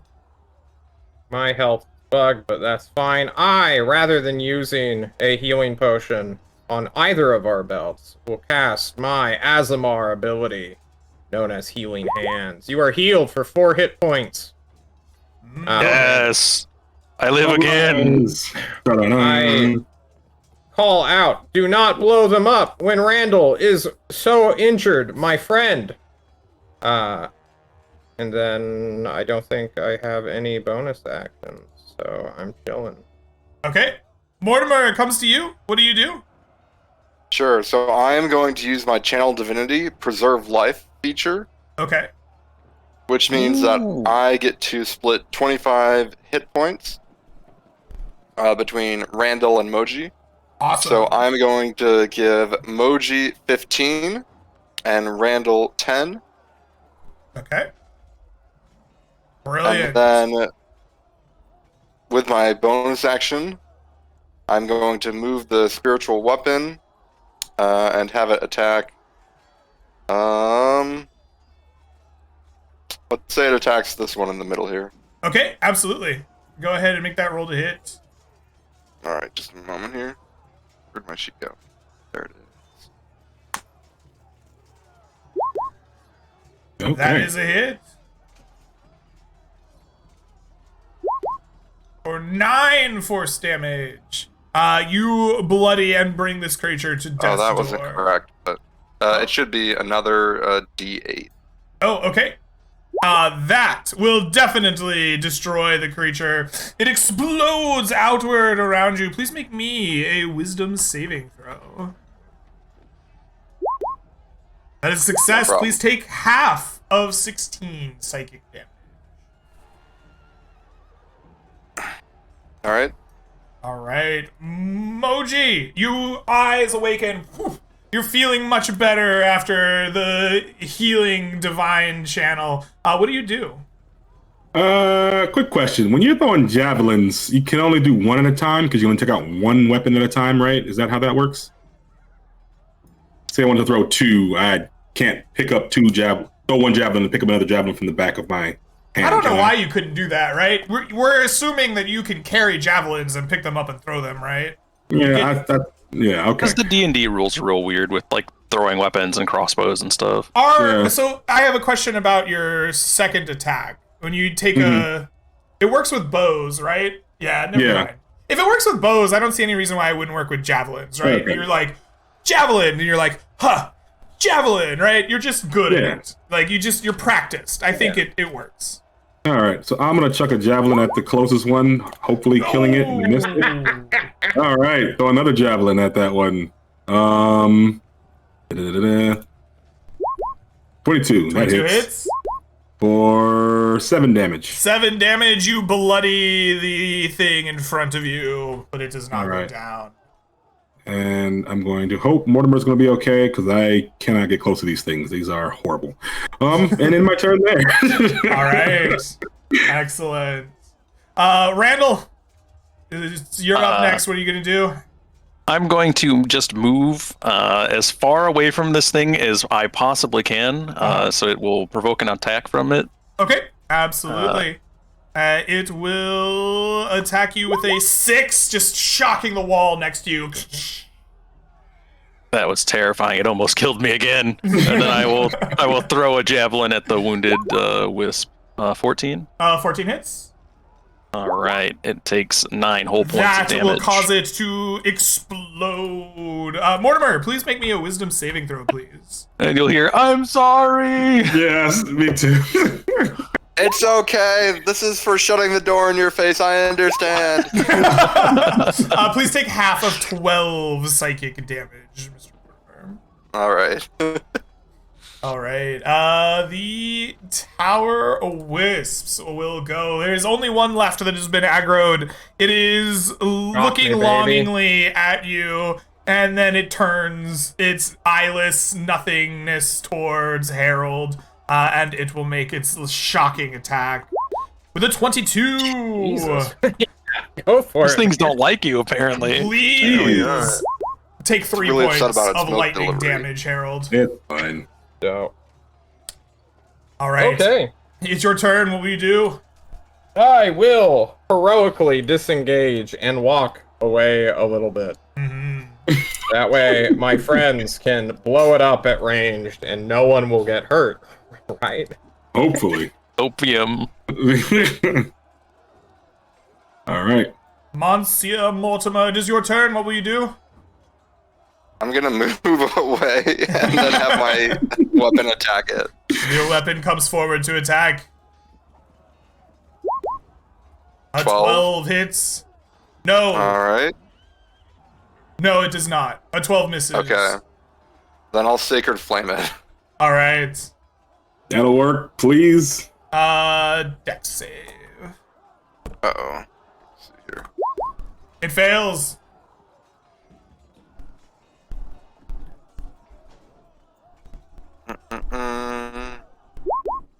There we go. For 9 points of damage, enough to bloody it, but not enough to kill it. Moji reaches in his for the last 2 javelins he has. Very exhausted. His brain hurts again for this thing happening. And he will throw the first one. Where's the javelin? 13 is going to miss as well. All right, one more javelin. 14. That'll Going hit. up by 1. All right. You got it. Or 9. Found the That number. creature explodes! The spiritual weapon makes a saving throw. No, I'm kidding. Once more, the tower falls silent. Gosh. The All right, tower guys. was taken care of. Now would you like to go take a rest in the stairwell? I'm Yeah. gonna take a short rest. We'll take a, You will we'll take a immediately rest. hear snoring from the stairwell. As I'm like hiding under the door, like save me door. We'll be Alright. back for We'll you, statue. take- I have important questions for you. Okay. Let's take a You short rest. stand in the staircase of the castle here. As you do, the statue just sits staring towards the door, not moving. What do you do here? Like, what is the plan as you've retreated into the stairway? Is there a way to like barricade the door here? Should be fine. They What are you didn't gonna do it barricade before. it with? I was gonna use Moji's dead body, but that's not an option anymore. So We can use my javelins if you're that scared. there are like several chairs in here, right? Uh-huh. Can we just like? You take a bunch of chairs from that first room with the statue and like barricade them up against the hatch of this or the door. Yeah, to I the guess second so. floor? Yeah. Okay. I'd say that. I mean, we can do that, but it won't matter because they seem to only be very territorial. So if we just close the door and get down here, we can rest for the night. Get up, ask the statue the question that matters: how do we stop these things from attacking us? and then investigate the Waste room. another 100 gold on that. Yeah. Yeah, I don't know. I think we can just have our friends kill them at ranged, but I think I want to ask the We need question to so we nap don't first. have to fight anymore and just explore the room, and then after that we can leave because I think we've gotten our mission done at this point. No, I've got something I still need to do, but Okay, if you got wait, your Iramalum thing, but yeah, let's ask the, and Sorry then about ask the statue where's Iramalum or whoever as well, and then he's gonna tell you on the floor above. yeah. So yeah, let's do that. Okay, so Have you got- so I just want to make sure I'm on the same page. You're long resting in the stairs? No. Yes. We're gonna. What? They want to try. Do we? He We need wants to like to leave, get right? or do we want to like sleep outside? You just I- need I'm to okay take with a that, too. short rest. No, I need my No spells spell back, man. slots, and You I have need no my spell slots orcish rage. yet? Yeah, he's out. I have one level 1 spell slot. How do you have only? It's gone. I don't know. Use Maybe them. I've been It's only casting been them. 6 turns of combat. But we had the previous fight too with the guys down, the clay golem and the corpse flower. And Okay, that's why I we used my only orcish need 10 trips to clear out this entire floor. So you just want a short rest, is what you're saying? We just need a short rest. We have javelins, we pick them back up. Yeah. You cast your Sacred Flame, I cast Eldritch Blast. We take them down one by one. Like, this should not be a hard thing. Unless, we have to do... Okay, you can go on and do it on your own if you're so confident. I mean, Randall, do you have javelins? You and I can do this. I have a couple. I would like to take a nap first, though, just in Okay, case something let's do fucky happens. Yeah. Short Right, rest. if you guys- How many hit Yeah. dice? well, the short rest is useless to me, so. But Yeah. if you guys want to Get take you your a health nap, back, that's right? fine. Well- Yeah, no, I guess I could do that. And your Channel Divinity? Does that come back on a short rest? Pretty Mm-hmm. sure that comes back on a long rest, right? Am I mistaken? I think so. Long rest. I wouldn't know. I'm pretty sure I it's a assumed it long had rest druid off the top rules. of my head. I think if you post it, it should say. Either No, way. it's not. Hell yeah, Mega knows what's up. I can look it up. Channel Divinity.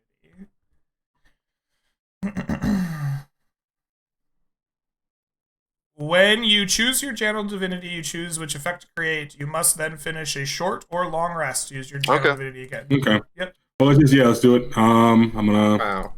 dice Look up. at us. We're doing it. All right. You said- spend 10 minutes in the hallway, binding wounds, drinking water, preparing not yourselves to return. You may spend up to 1/2 your hit dice's pool maximum on hit dice to regain HP. If you have 5, can you do 3 or can we do 2? Rounded up, so you can do 3. Okay. All right. Well, that didn't go too well for me, but it's fine. Okay. So, you barricade yourself in here. You aren't molested in the staircase by anything. Nothing like transforms through the walls and gets you. The wound binding takes some time, but eventually you feel refreshed. and ready to push on once more. All right. Yeah. All right. And I will go pick up my javelin. Is it still okay? I got mine. Yeah, your Okay. javelins are just chilling in the same room that you were before, where the wisps were fighting you, and the javelins aren't hurt by the psychic scream. The statue Thank is still goodness. sitting there, and you're chilling. I'll quickly ask the statue, giving it 10 more gold. How do we get the wisps to stop attacking us? The statue says, "Do not let them see you. The wisps Ugh. attack intruders on sight." All right, well, that was unnecessary. Cool. We're gonna check out that room we were in earlier. Okay. Yeah. So are these? Okay, yeah. Go ahead. Sorry. So this room that you find here is a hallway that leads to a small kind of like a library. The shelves here are lined with books and scrolls throughout them. There's a like kind of set of stairs leading up to a kind of a higher level. And a wall. You can also see a room that Moji is standing next to, where there's like a big table where you could sit and read or have a meeting of some kind. There's a candelabrum in the kind of center middle, and then 2 more bookshelves stuffed with books. There's a kind of just eerie kind of silence to the room as your footsteps echo through the marble halls. I'm gonna check all these desks and slowly move with the party up. Okay. Yeah. Are Go these ahead. bookshelves?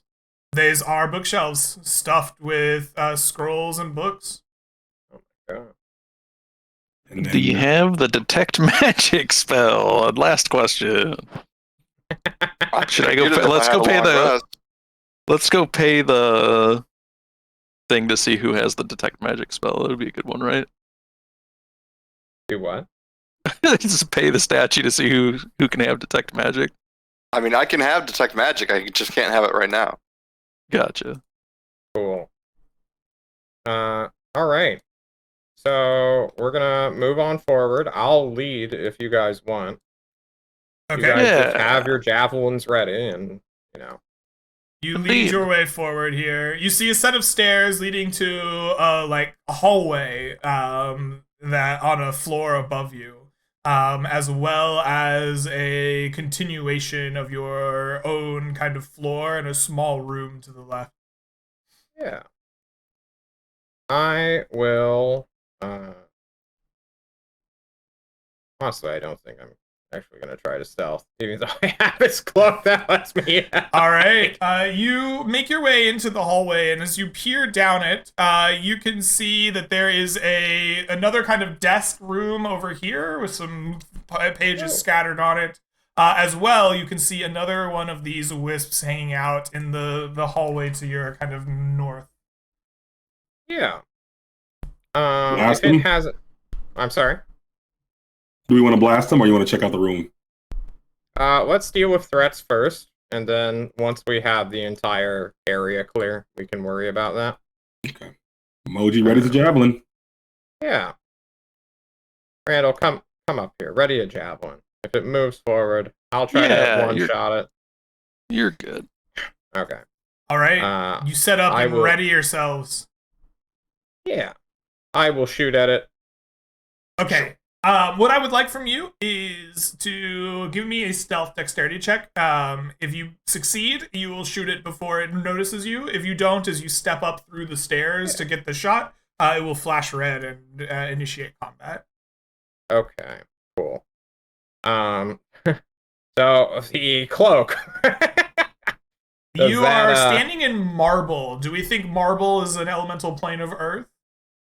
I did say stone. The stone. It is stone. Go ahead and take advantage.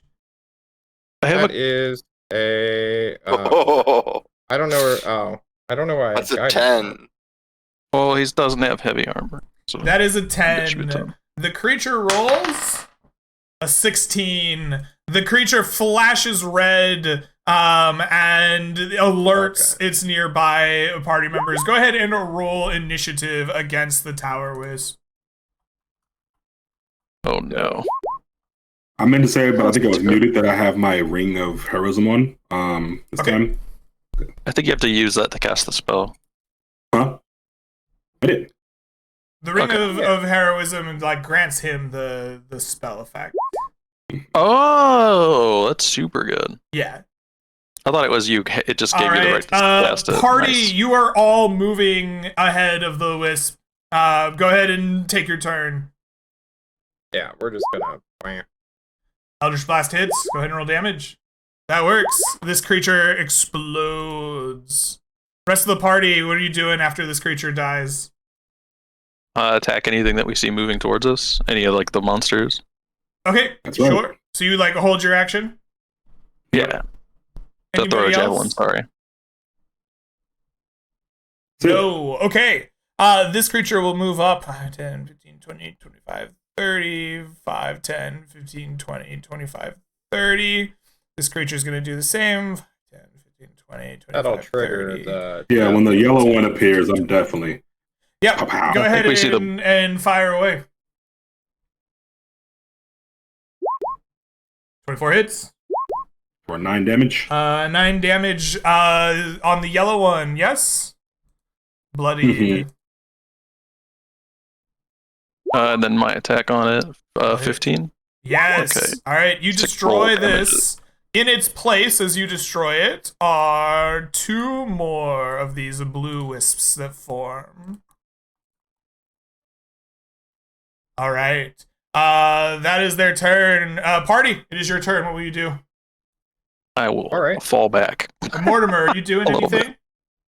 Let me see here. I can't really see any from here, I don't think, because they're like upstairs and around a corner. Yeah, a little bit. I guess. Well, Randall said we're falling back, so I take cover, and then if I see one coming down the stairs, I'll shoot at it with my Sacred Flame. Okay. Sounds good. Yeah. Yeah. You guys can go first if you want. Yeah, I'm just going to throw a javelin and then back up. I'll throw a javelin at this one. Yeah. An 18. 10 whole points of damage. That'll get it. And then I will. You're allowing multiple throws, so I'll throw another one at this other one that's close.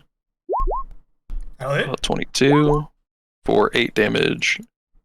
And then I will back up, and I am out of javelins for now. Okay. I will eldritchly blast this man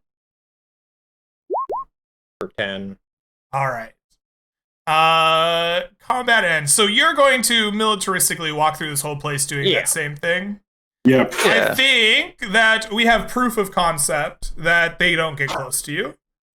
So we will just get rid of all of the duders. You march through this whole area and you purge it clean of any of those wisps along the way. Finding more and more bookshelves and more desks and chairs and braziers. Yeah. And now we can sleep in the comfort of a fortified tower rather than a stairwell. Isn't that nice? True. He's a This smart is true. man. All right. Yeah. Moji looks through all Personally. the desks and looks for that item that the thing was talking about. Go ahead and give me an investigation check. Gosh. DC 8. Moji, Yeah, it'd probably be Could easier I tomorrow. borrow that big red gem for a moment? Sure. No. I mean, No. You're gonna give it to the statue. It's worth 1,000 gold. Like no And thanks. there's a really important question I want to ask it. And you can pay it 100 yeah, gold. I'll pay for it if you want It's not that. worth 1,000. Yeah. But yeah, you said This investigation question check? might be. Yeah, please make me an investigation check. DC 8. 8. I can do that. You succeed. Amongst one of the desks, you find a scroll of enhanced self. You may read it to gain +2 to any attribute. Is that a permanent effect? Permanently? A permanent effect. Yes. Cool. Holy shit. Jesus. Reads it instantly. No. I think we have to roll for that. Yeah, Oh, go yeah, ahead you're and we'll keep that at the end of the session. You're for right. You're right. treasure. You're right. You're Yeah. right. No. That'd be so funny. It's like, Jane oh, this is here, nice. fellas. Pow. And then I think we should just rest up, and then when Mortimer has detect magic the next day, we can just sweep through here for magic stuff, unless there are specific items that are non-magical you guys want to look for. Well, what are there? I'm sure there's value to the books. Like, what topics do they cover? There's a lot of books. There's a Just lot of bring books a here. bunch back They if seem you want. to be an entire library's worth. I think if you're trying to befriend Ira Malum, the person who's here specifically for the books, taking the books from her will probably really piss her off.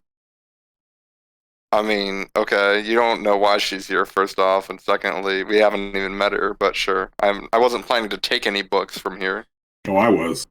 The books themselves are a wide variety of topics.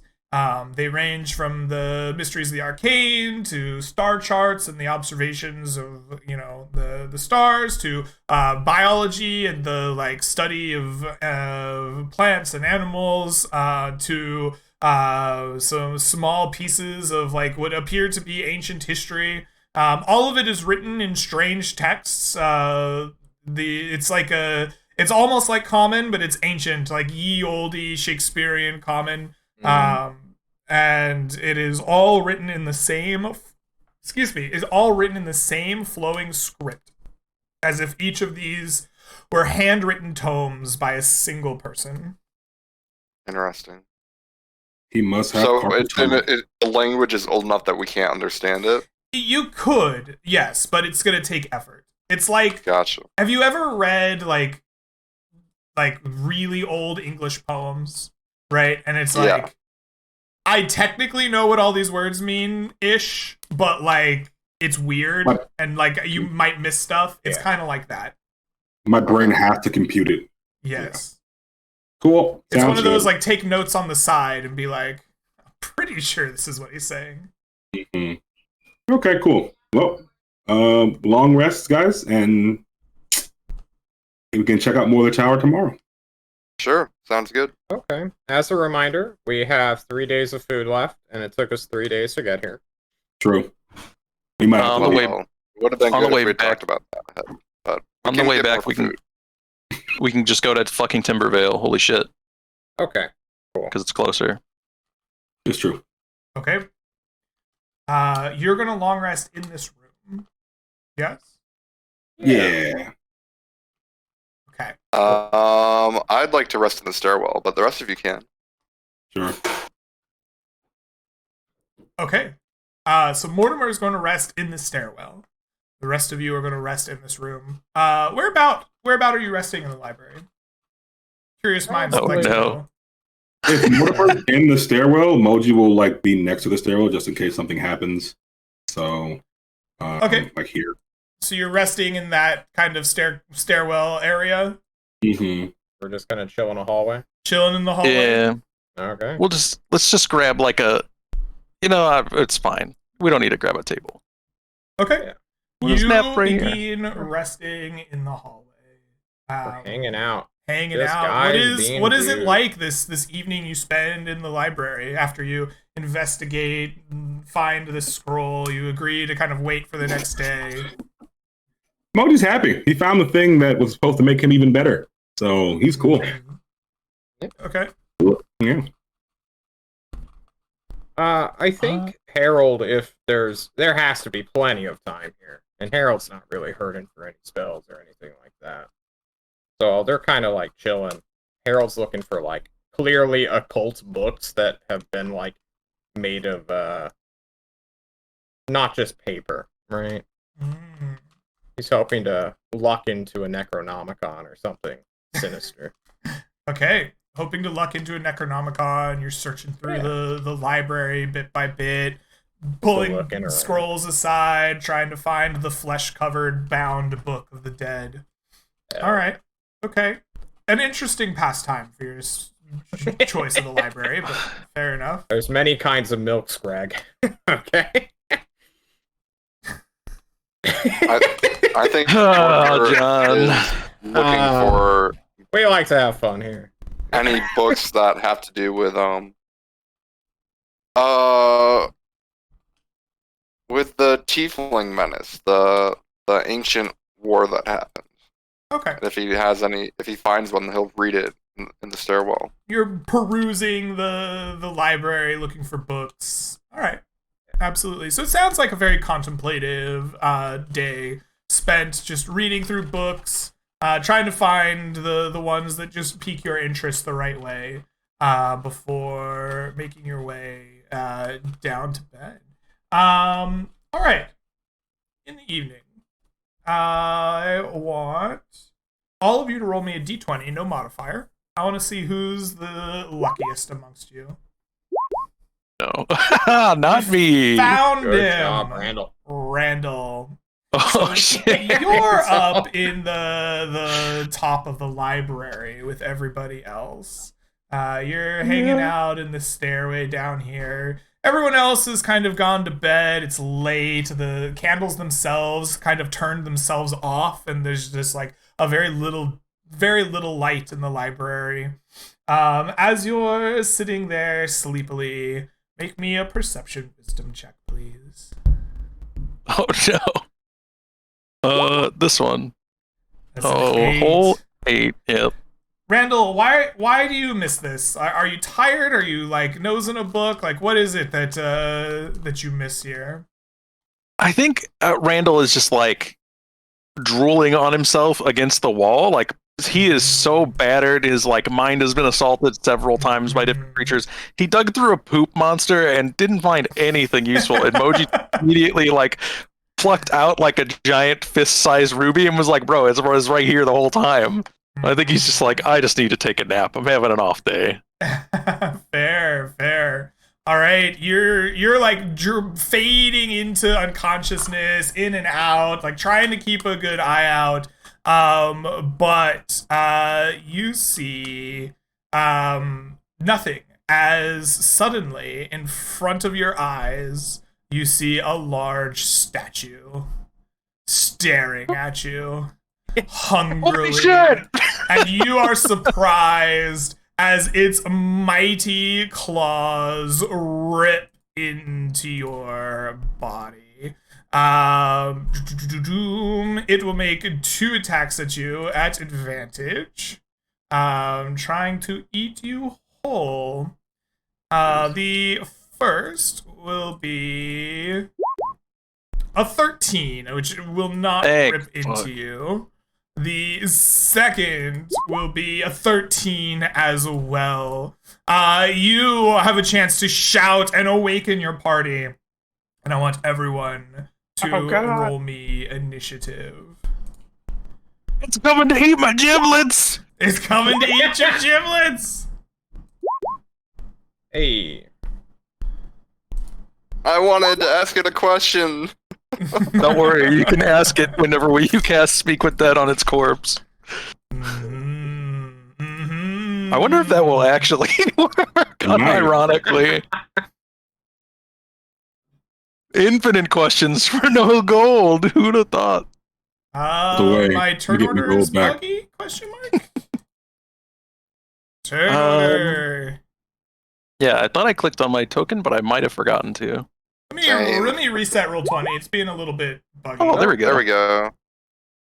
Oh. Should be 15. That's a 5. Oh, hey, look at that. Now it's working. Okay. I just needed to reset my own roll 20. There we go. Descending order. Boom. Harold, you hear a blood-curdling screech from your companions. It's coming to get me! As you awaken, my giblets. the giblets, they're under the attack. As you awaken from your slumber, you see this statue clawing at your companion Randall. What do you do? I stand up, say, "Ah!" And then I cast Max on it. and slap it in the face with the flail, I guess. All right, you cast Hex and try to slap it in the face with a flail. I'll give it disadvantage on strength again, as I miss, probably. You do. Your flail lashes out and it like bounces off the armor of this creature. Like the stonework of its flesh is unyielding. Okay. All right. Randall, you survived the scratches. You have like long rakes and scrapes across your like sleeping armor and your maybe like big bulging biceps. What do you do? He shall scream in a rage as this thing has tried to take his giblets, his most precious item. And I think you can split attacks into doing different things. So I'm going to take the attack option, and then my first action is going to be a strength contest to knock it prone. So you don't get to grapple and attack. You can either attack it twice, or you can use your attack action to grapple. That is something that I have experienced before. Yeah. So the way multi-attack works is when you use your attack action to make an attack, you get to attack multiple times. Like you're essentially using your attack action to do multi-attack. When you grapple, you're using your action to grapple and not using the attack. Okay, I'll just attack then. Okay. And I will make 2 attacks at it. Right. It's made me mad. We will give it the old reckless attack. Crit. That's a crit. That hits. Oh. All right. That's a 1 into a 1, the best kind of reroll. I am raging, so 2 more damage on top of that. So that's 20. Oh, math is not good. 32, 27, I think. 32 points of damage. Holy moly. The creature recoils from your lightning strike. You can see pieces of its like stonework falling to the ground. Mortimer, you hear horrific things happening above. Lightning strikes, screeches about giblets. What do you do? Don't you get more attacks? Yeah, I have 1 more attack to go at. I'm sorry. Go ahead and attack before Mortimer. 2 more, actually. No, just 1, because it's my first round. You have the bonus action rage. But does a 14 hit? 14 does not. Your weapon bouncing off of the creature's stone-like defenses. Okay, that's it for my turn. Thank you. Okay, excellent. Mortimer, what do you do? All right, so Mortimer is going to, I guess, look through the Cherokade, and he's gonna point his finger at it and cast Guiding Bolt.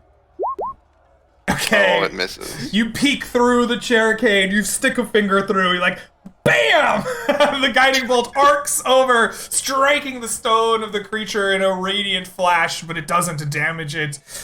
Oh no. Then he's just gonna hide behind the chairs. Alright, excellent. With that, it comes to Moji! What do you do? Moji's raging. He raises his axe. He tried to attack his friend, Randall, his other barbarian brother of the beef. They're both boisterous and will not allow them attacking the giblets. That 23 will hit. For 29. For 29 points of damage. My goodness, you have bloodied this creature. And 17 hit. A 17 does hit, yes. Another 23. For another 23. Oh my goodness. The creature rips its like self free of your axe. Goes, it looks directly towards you, Moji, who have done so much damage to it. And I'll say, guys, non-lethally knock it out. We're bringing it home. Hell no. The creature looks right at you. Please make me a DC 14 intelligence saving throw.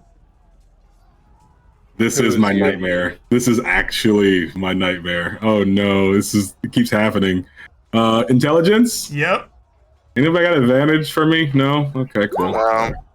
Oh. That is a fail. Please take for me 21 psychic damage. I'm sorry, I misrolled. That should be 3d6. Please take for me 17 psychic damage. Almost the same thing, but it's fine. I'm still alive. Yes. For 17 psychic damage, does the total equal or exceed your intelligence score? It exceeds my intelligence score, yes. Your score is reduced to 0. You are stunned until you regain at least 1 point of intelligence. Shit, there's no way to do that, as far as I know. There's actually one way to do it, and we have to use it on me. No, because the person has to read it themselves. All right. It's okay. The creature is then going to turn and make its 2 claw attacks. You wouldn't dare. It has an advantage. If it's hitting me, sorry. Indeed. The first is a 19, Randall. Does that hit? Oh yeah. Oh yeah. Please take 7 HD. points of slashing damage. And Okay. then it will do so again with a 17. That'll hit. That'll hit. Yep. Please take another 7 points of slashing damage. Excellent. Harold, it is your turn. What will you do? I will now use my Hexblade's Curse. Boom. It's a lot. It gives me extra damage equal to my proficiency bonus. Didn't you already curse it last turn? I did curse it with a Hex spell. This is a different- Okay. Second thing. Gotcha. Yep. And then I'm going to flail it again. Woo! Woo! Oh no. God A damn 9. it. No, your flail bounces off the side of the creature, unable to strike it. Kill it, Randall! Randall, it's your turn. I What will will you do? I will try. I will recklessly slap it with the thunderclap. I've changed the name because I'm a fool. 20? Oh, a 20. Yes, that does hit. You were reckless. I am reckless. Yes. 15 points of damage. All right. That is enough to bring it to death's door, but no further. And then it shall eat one more. That's a hit. 11, 15 again. Another 15. Okay. It looks to be breaking down. Pieces of the statue are falling off of it. It's moving slower, but it is not dead yet. And then I shall hit it with ye old thunderbutt. The old Thunderbutt. That is a 16? 16. That's a miss. I might have the damage wrong. I think it took off. Or no, it's in there, right? The damage just looks weird. We're good. Okay.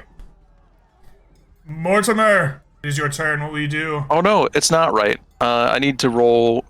So take away 4 damage and then roll 2d10. It changed somehow. So it takes 14 more damage. Sorry. For some reason, my weapon changed from roll 1d10 to just 2. Yeah, it's rolling 2 plus 5 plus 2. What the hell? Yeah, I'm fixing it right now. Sorry. I don't know how it changed, but it decided to change itself. I guess when I changed the name, maybe? So is it dead? It was 16 more damage. It'd be 14 more, sorry. With 14 more damage, it is indeed. The creature erupts and breaks into a pile of stone rubble, and you can hear in the back of your brains, I will eat your head brain next time. And then there is not but silence sitting here in the chamber. Yeah. Well, that was Shake terrifying. him. Wake up! Don't be dead! He's not asleep, but he is stunned. His brain seems drained for the moment. Moji. Gorgeist is going to be pissed. Oh, he'll be fine. In fact, we're gonna request a raise because he tried to murder us with something that can do brain stuff, which is terrifying. Let's just hang out and take a nap. Hopefully I won't fall asleep this time and almost die to whatever this thing is. Then, maybe you can ask it some questions tomorrow. Alright, it's I guess I stuff. try to go back to a long rest while Moji's just looking very stupid. I just try to make Moji comfortable. All right. No! Don't be dead! We need to talk. Moji is basically incapacitated for the rest of this this adventure. He's not dead. He's not needing to retire yet. If he gets a full night's rest in a safe and secure location, i.e. basically the end of the session at this point, he will come back. But you now have an adventurer that is essentially stunned and catatonic for the time being.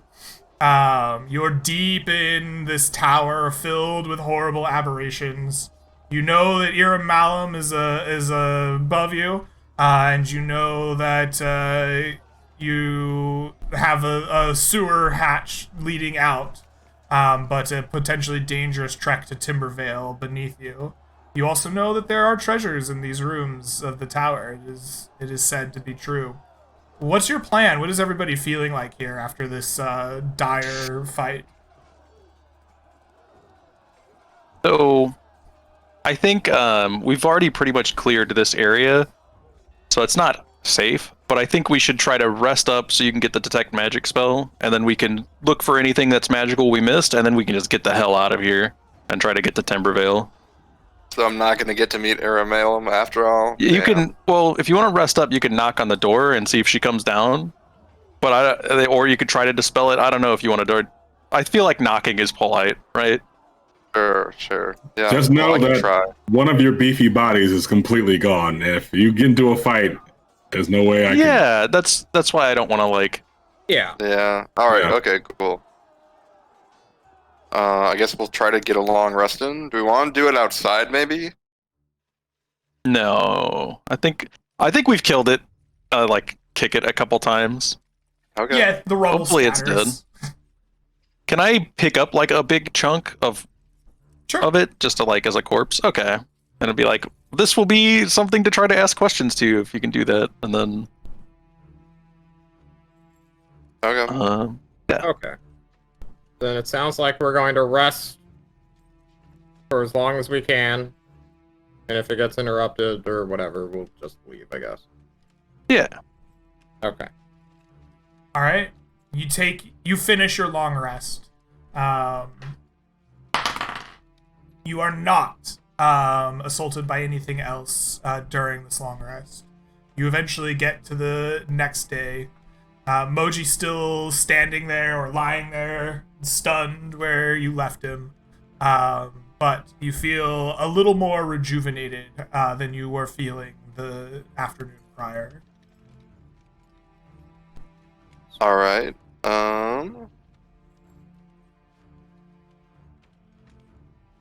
Let's see.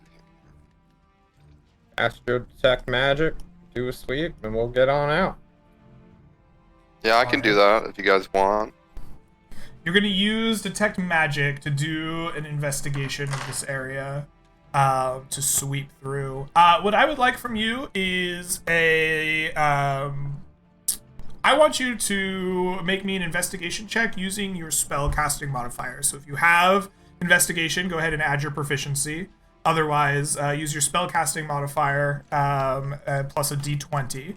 By each like rank of your DC, you'll either find more stuff or less stuff.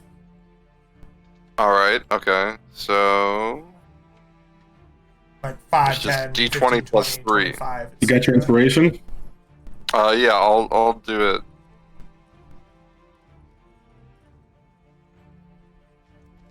I believe. That's only an 11. All right. So on your search, you find a second scroll. This one is, upon brief like glance, a scroll of teleportation. Okay.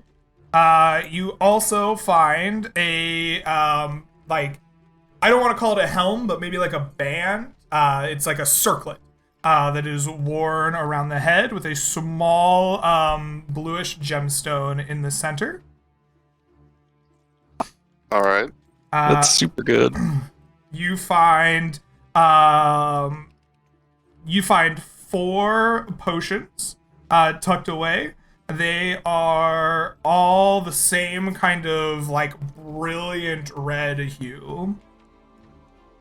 All right. You also find a cache of 500 gold pieces.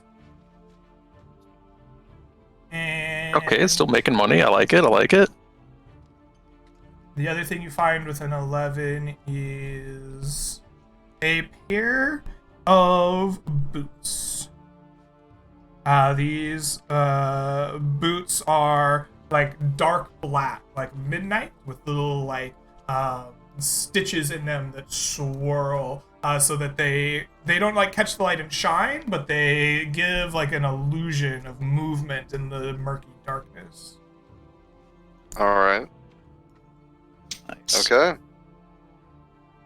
Then do you want to try knocking on the door to see if anyone opens it for you? Sure. Yeah, I can try knocking on the door. All right, you reach up and rap on the door. You knock. You wait for a moment, and then you hear the door shout back at you. Yes, who is it? Did you mess with my wards? Well, I read it and it exploded in my face. Good. I don't know if that counts. I want to keep people out. You see? Yes, I can tell that now. Who are you? Could we come Why in are you anyways? here? I'd like to talk with you. We're talking now. Ira Malum? Is that you? Yes. How do you know my name? I'm concerned. You better come It's in here well so I known can that see you you. reside at this tower. And the like thing opens up. All right, so who do we see like peering down at us? Nobody. It's just a Oh. passageway up into the room. You get the stairs. You see a room of like flickering candlelight, and just books piled up everywhere. Well, I guess I'm gonna head up into it.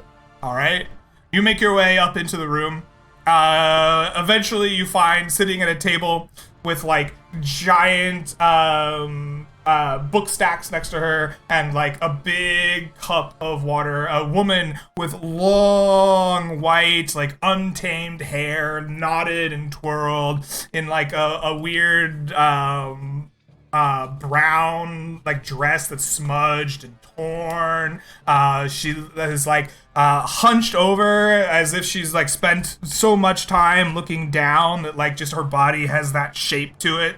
Her face is dirty and wrinkled and just she looks aged and wild and looks up to you and it says, "Good! I can see you now! What do you want with the Iramalum?" I was hoping to hear a bit about you, about What do you your want to story. know? I need to know what happened with the last king of Rhymeview.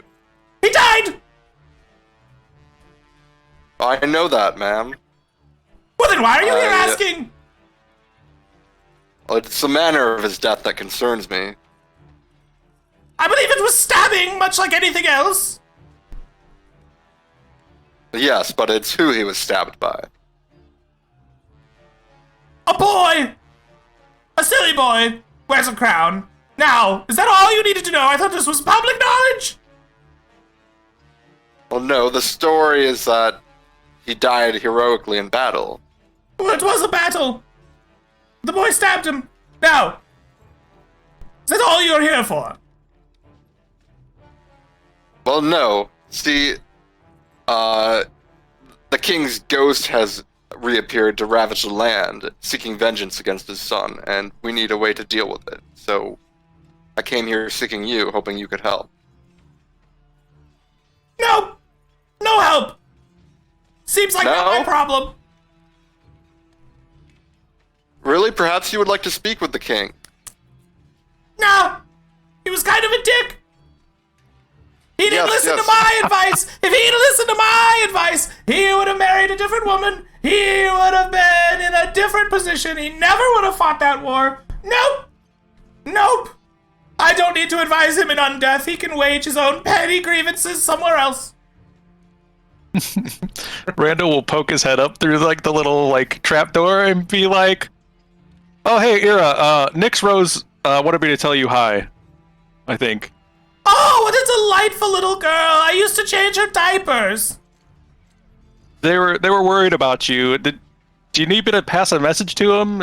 You look pretty okay to me. I mean, I just adore that little girl. Oh, does she still like to play with dolls? I'll make her a doll. And she like wanders out into the back of the room, like kind of shuffling. all right, now's your chance. Take all of the loot. It's just piles of like dusty books in here, right? Yeah, they're like piled up, Weird. almost like a maze, right? Like there's just tons of them. She eventually comes back with like a Raggedy Ann type doll. It's like, oh, here, this should be wonderful. Oh, how old is she now? Like 3? Oh, I hope she still likes dolls. Now. She's a grown woman. I think she's like 20. Oh, yes, sure. Anyway, what was I doing here?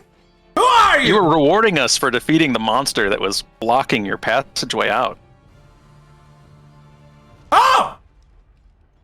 Did I ask you to kill a monster? That doesn't sound like me. Okay, what do you want? Your assistance with defeating the king's ghost. Very good. You said you had him. Bring him here. Okay, I'll like pull out the mummified head of the king that I'm carrying around in my bag. Oh, poor boy, you've seen better days. This is what you get for not listening to Ira. Okay. So you just want him gone, yes? Well, we'd like the curse placed upon him undone. The Cragmore necromancers brought him back. Oh, well, that is a tricky curse. Oh, they usually make me pay extra for those. All right, hold on. I'm gonna need the good stuff for that. She wanders off again. She comes back with like a big bottle of booze. Like, "Oh, all right, Hell yeah. perfect. Now I'm in the right state of mind. She begins to weave a spell in like the arcane magic, and as soon as she does, she like stands up to her full height. She's still old and dirty. Her hair is knotted, but there's almost like a regalness to her motions and forms. And as she casts her spell, the skull kind of begins to turn to dust slowly up until it's gone. And the like skull like dust kind of begins to form up in a cloud, and in the cloud you see the image of the old king kind of in his like regal cloak. And as he sits there, she goes, now I told you to listen to me, and you done a war, you done got cursed. This is unacceptable. You need to go rest for a long time before you ever see the light of day. And she like points the dust into like the empty bottle of booze she just finished, and it like begins to pour into it. And then she bottles it up. She looks at it, swirls it around, pops the cap back on, places it down and smiles. And then as quickly as her change in demeanor happens, she like hunches back over. There we go! All done! Thank you very much. Yes, well thank you for killing that monster thing! Still doesn't sound like me. What a great job. Thank you. You know, if you need us for any more help, there's a board in Rhymeview. You just send a message to that tavern keeper, and he'll put a message up, and we'll come out and help you again, okay? There's still that awful borscht over there. I dislike him very much. I've heard he hasn't aged a day in decades. Oh. But perhaps you should bring him here. I'll uncurse him too. Ugh. Anyway, be gone with you. I have studying to do. Okay, bye. Don't make me turn you into a newt. I do enjoy doing that. No. It is fun. Not at all. No, we'll leave you to your studying. Thank you, Wait. ma'am. Yes. After she can fix Moji. Can you... If she turns Moji into a newt, I have heard that Maybe that animalistic intelligence is still intelligence. It tried to eat our brains, but it died of starvation. What a terrifying monster. all right. Have a good day. Good. Bye. I'll shut the door on my way out. Don't worry, I'll shut it for you. Oh, thank All you. right. Well. There we go. All right, let's leave. Let's escape this nice old lady. Come on, Emoji. I don't know if you can walk on. Just like carrying Moji out. You carry Moji out of the tower and back down to the sewer that you were before? Yep. I guess so, yeah. Definitely not fighting Spider Worm with just 3 of us. Not this time, baby. All right. Excellent. You descend out of the tower and into the plains. You are traveling back to civilization here. I think the thought was you would have enough food to get to Timbervale. Yeah, I think we have enough for that. Okay. Mm-hmm. The caravan comes back to pick you up. As you talked about, their pockets a little bit fuller, their wagons a little bit lighter.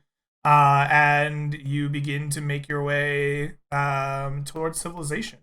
We have 2 days. I want 2 D6s. Let's see. Let's just do John and Mortimer since you're my first 2 cameras. I want a D6 from each of you. The first day, no encounters happen on your journey. The 3. second day, no encounters happen on your journey. You bounce and tumble and roll your way through the forests all the way to Timbervale, where our campaign or our session today will come to an end. Awesome. Moji, your character, given a full night's rest in a safe and secure location, will eventually be able to recover from your catatonic state. Like, slowly your mind becomes your own again, and you are able to adventure another day. Does maximum hit points lost from the golem recover with the long rest? Yes. Okay. Yes. Your maximum hit points will return as well. All right. So I am going to add up your EXP here. As well as some reputation, and then we'll hand out some magic items. While I'm doing the addition, I'm going to turn it over to you guys to give yourselves some shout-outs. Tell people where they can find you, what you're doing. Did you have a question? What does Gorgai say when we told him that statue he really wanted answers from? He's fascinated. The whole situation is very interesting to him. He says, "It was a brain eater. It's a shame. It's a shame that you couldn't get more. But what discoveries we have! Yes. I could use this. You say it spoke to you and it died. Oh, I wonder if I can bind it. Yes, he's fascinated. Give it to him, Randall. Yeah, I brought a chunk of the statue back. If you want to, try to bring its soul back. Ooh, yes. It wasn't part of the original contract, but just thinking. Are you looking for bonus pay? I'll give you an extra 25 gold pieces for it. Oh, an extra 25 gold. Nice. Take it. Excellent. A deal is struck. Give it to me. Oh, yes. I love Gorgeist so much. We love your crazy. And then I'll also, on the way out, I'll give the rag doll from Iramalum to Rose Nix and just let her know that Iramalum's okay. She's a little crazy, but she's old. I mean, Yes. Thank you. We'll put this with the other dolls. Sorry. I appreciate you delivering the message for me. I approve. Excellent. So, anything else quick before we hit the end? Darkling Ash. I'll bring it to Rose Nix and be like, can you do anything with this? Moji She'll give you another Darklings. 25 gold pieces for it. Heck yeah. Yeah. High fives. High fives for everyone. All right. In that case, I'm going to just turn it over. We did reverse camera order to start. We'll do regular camera order this way. So, John, go ahead and tell the people where they can find you and what you got going on. Oh, my horn's breaking. Oh, Guys, no. I'm John Dungeon Master. I'm a big-ass clown. I play on Apollo Nix, or Apollo_Nick, at Twitch.tv TV with Greg Hansen on Wednesday nights, where we be sci-fi and cap rebels in a fully capitalist world. We're also going to be starting a new game on Friday called Age of Sigmar Soulbound. So I don't think Greg's in that one, but Me and Apollo will be. Come check us out. Nice. Well, good luck with the new game. That sounds fun. Thank you. Excellent. Mr. Mortimer himself, King Lyoko, you got anything going on? Where can people find you?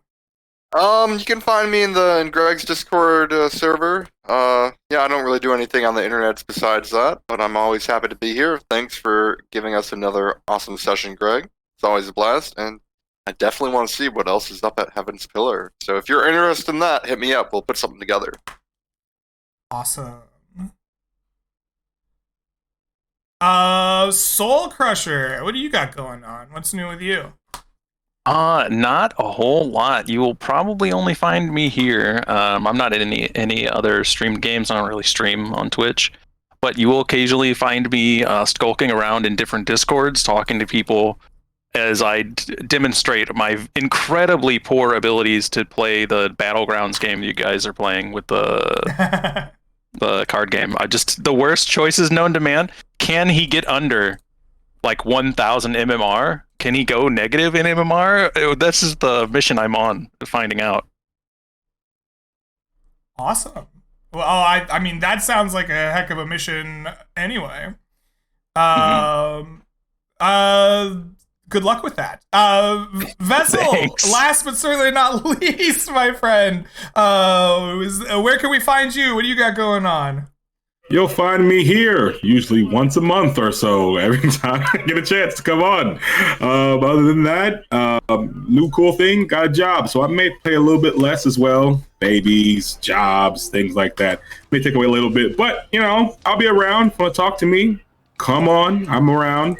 And, yeah, I just play games and I'm around, so if you guys want to talk or play games with me, I'm always here, always down. And it's super fun again, super fun, and I'm scared for Moji's life because it seems his intelligence is getting the better of him every single time.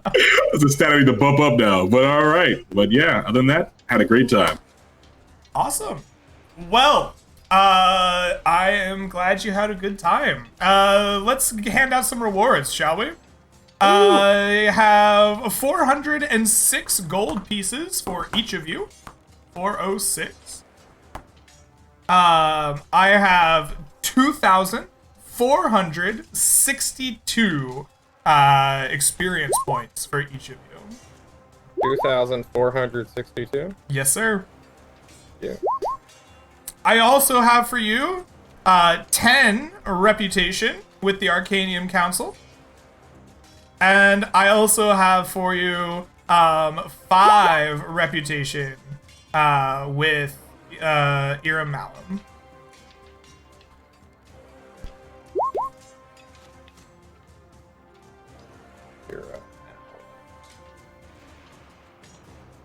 Oh, nice. Now we have some items. I will list out what they are, and then we will roll for them after the fact. It seems to be everyone's preference, so I'll just start from the top of my list.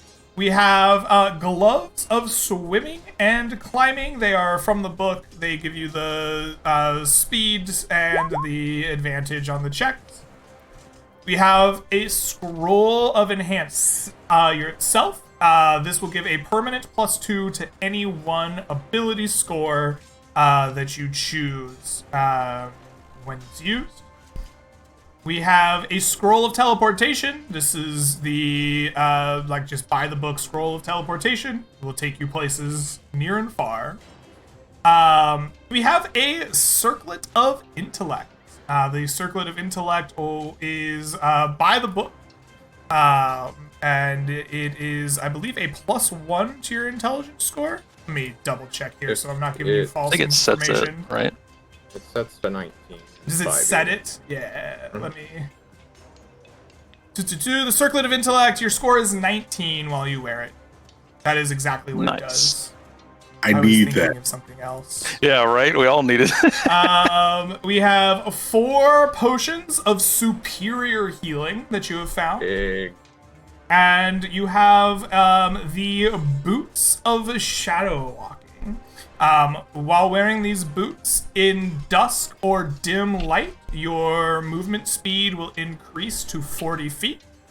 And once per day, you may cast the spell Shadow Step while wearing these boots. And they will, just as the book goes, Shadow Step you places for free. This just takes a bonus action to do.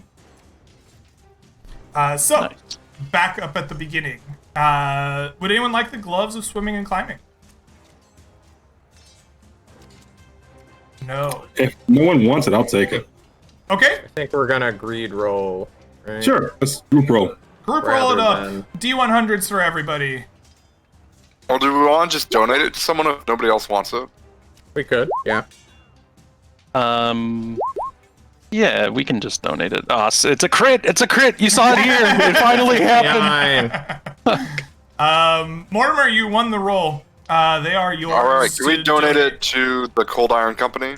Okay, go ahead and take +5 more reputation with the Cold Iron Company. My man, right there. Next, we have the Scroll of Enhanced Self. Yes, I would love that. definitely. Yeah. All right. Oh no. No. All right, Moji. Not the It's you lowest. and me. Fuck. Oh. Moji! Fucking Moji, The you Scroll bastard. of Enhanced Self is yours. It's happening. Next, we have a Scroll of Teleportation. Yeah. I'll roll for that. Yeah, I think. Yeah, we're rolling for that, right? Okay, everybody, roll it up. 32. Hey. Oh, my 99. I'm going places. I'm going home. You're going home. You have quick access to Mama. Mama. I believe, is that everybody's rolls? Yeah. Okay, perfect. John, those are yours. Next, we have a Circlet of Intellect. Would anyone like the Circlet of Intellect? Yeah. Yeah. Sure. Yeah, I'll roll for it. All right, everybody, let's roll it up. 49, 77, 72. Why is it not just rolling? Please. There we go. 76, Oh, one Hey. short. 77 takes it. Harold, Nice. Circlet of Intellect is yours. We have 4 potions of superior healing. We could split them all up, Split, or we could yeah. roll for the group. I think we all take Yeah, one. let's split. Okay. Yeah. All right. those are Party super good. seems to agree. Everyone, please take 1 potion of superior healing. And then we have the Boots of Shadow Walking. Would anyone like to lay claim to the Boots of Shadow Walking? What does Shadow Step do? Misty Step. Did I say Shadow Oh. Step? You may cast Misty Step. Oh, that's pretty good. I mean, Does anybody want I have them, an or attunement Can we slot, donate so- them? I think John wants them. So Yeah, I kind of want to. Oh. I mean, it's pretty You good. want them? Well, Yeah. Take it, John. Okay. All I already right. have boots.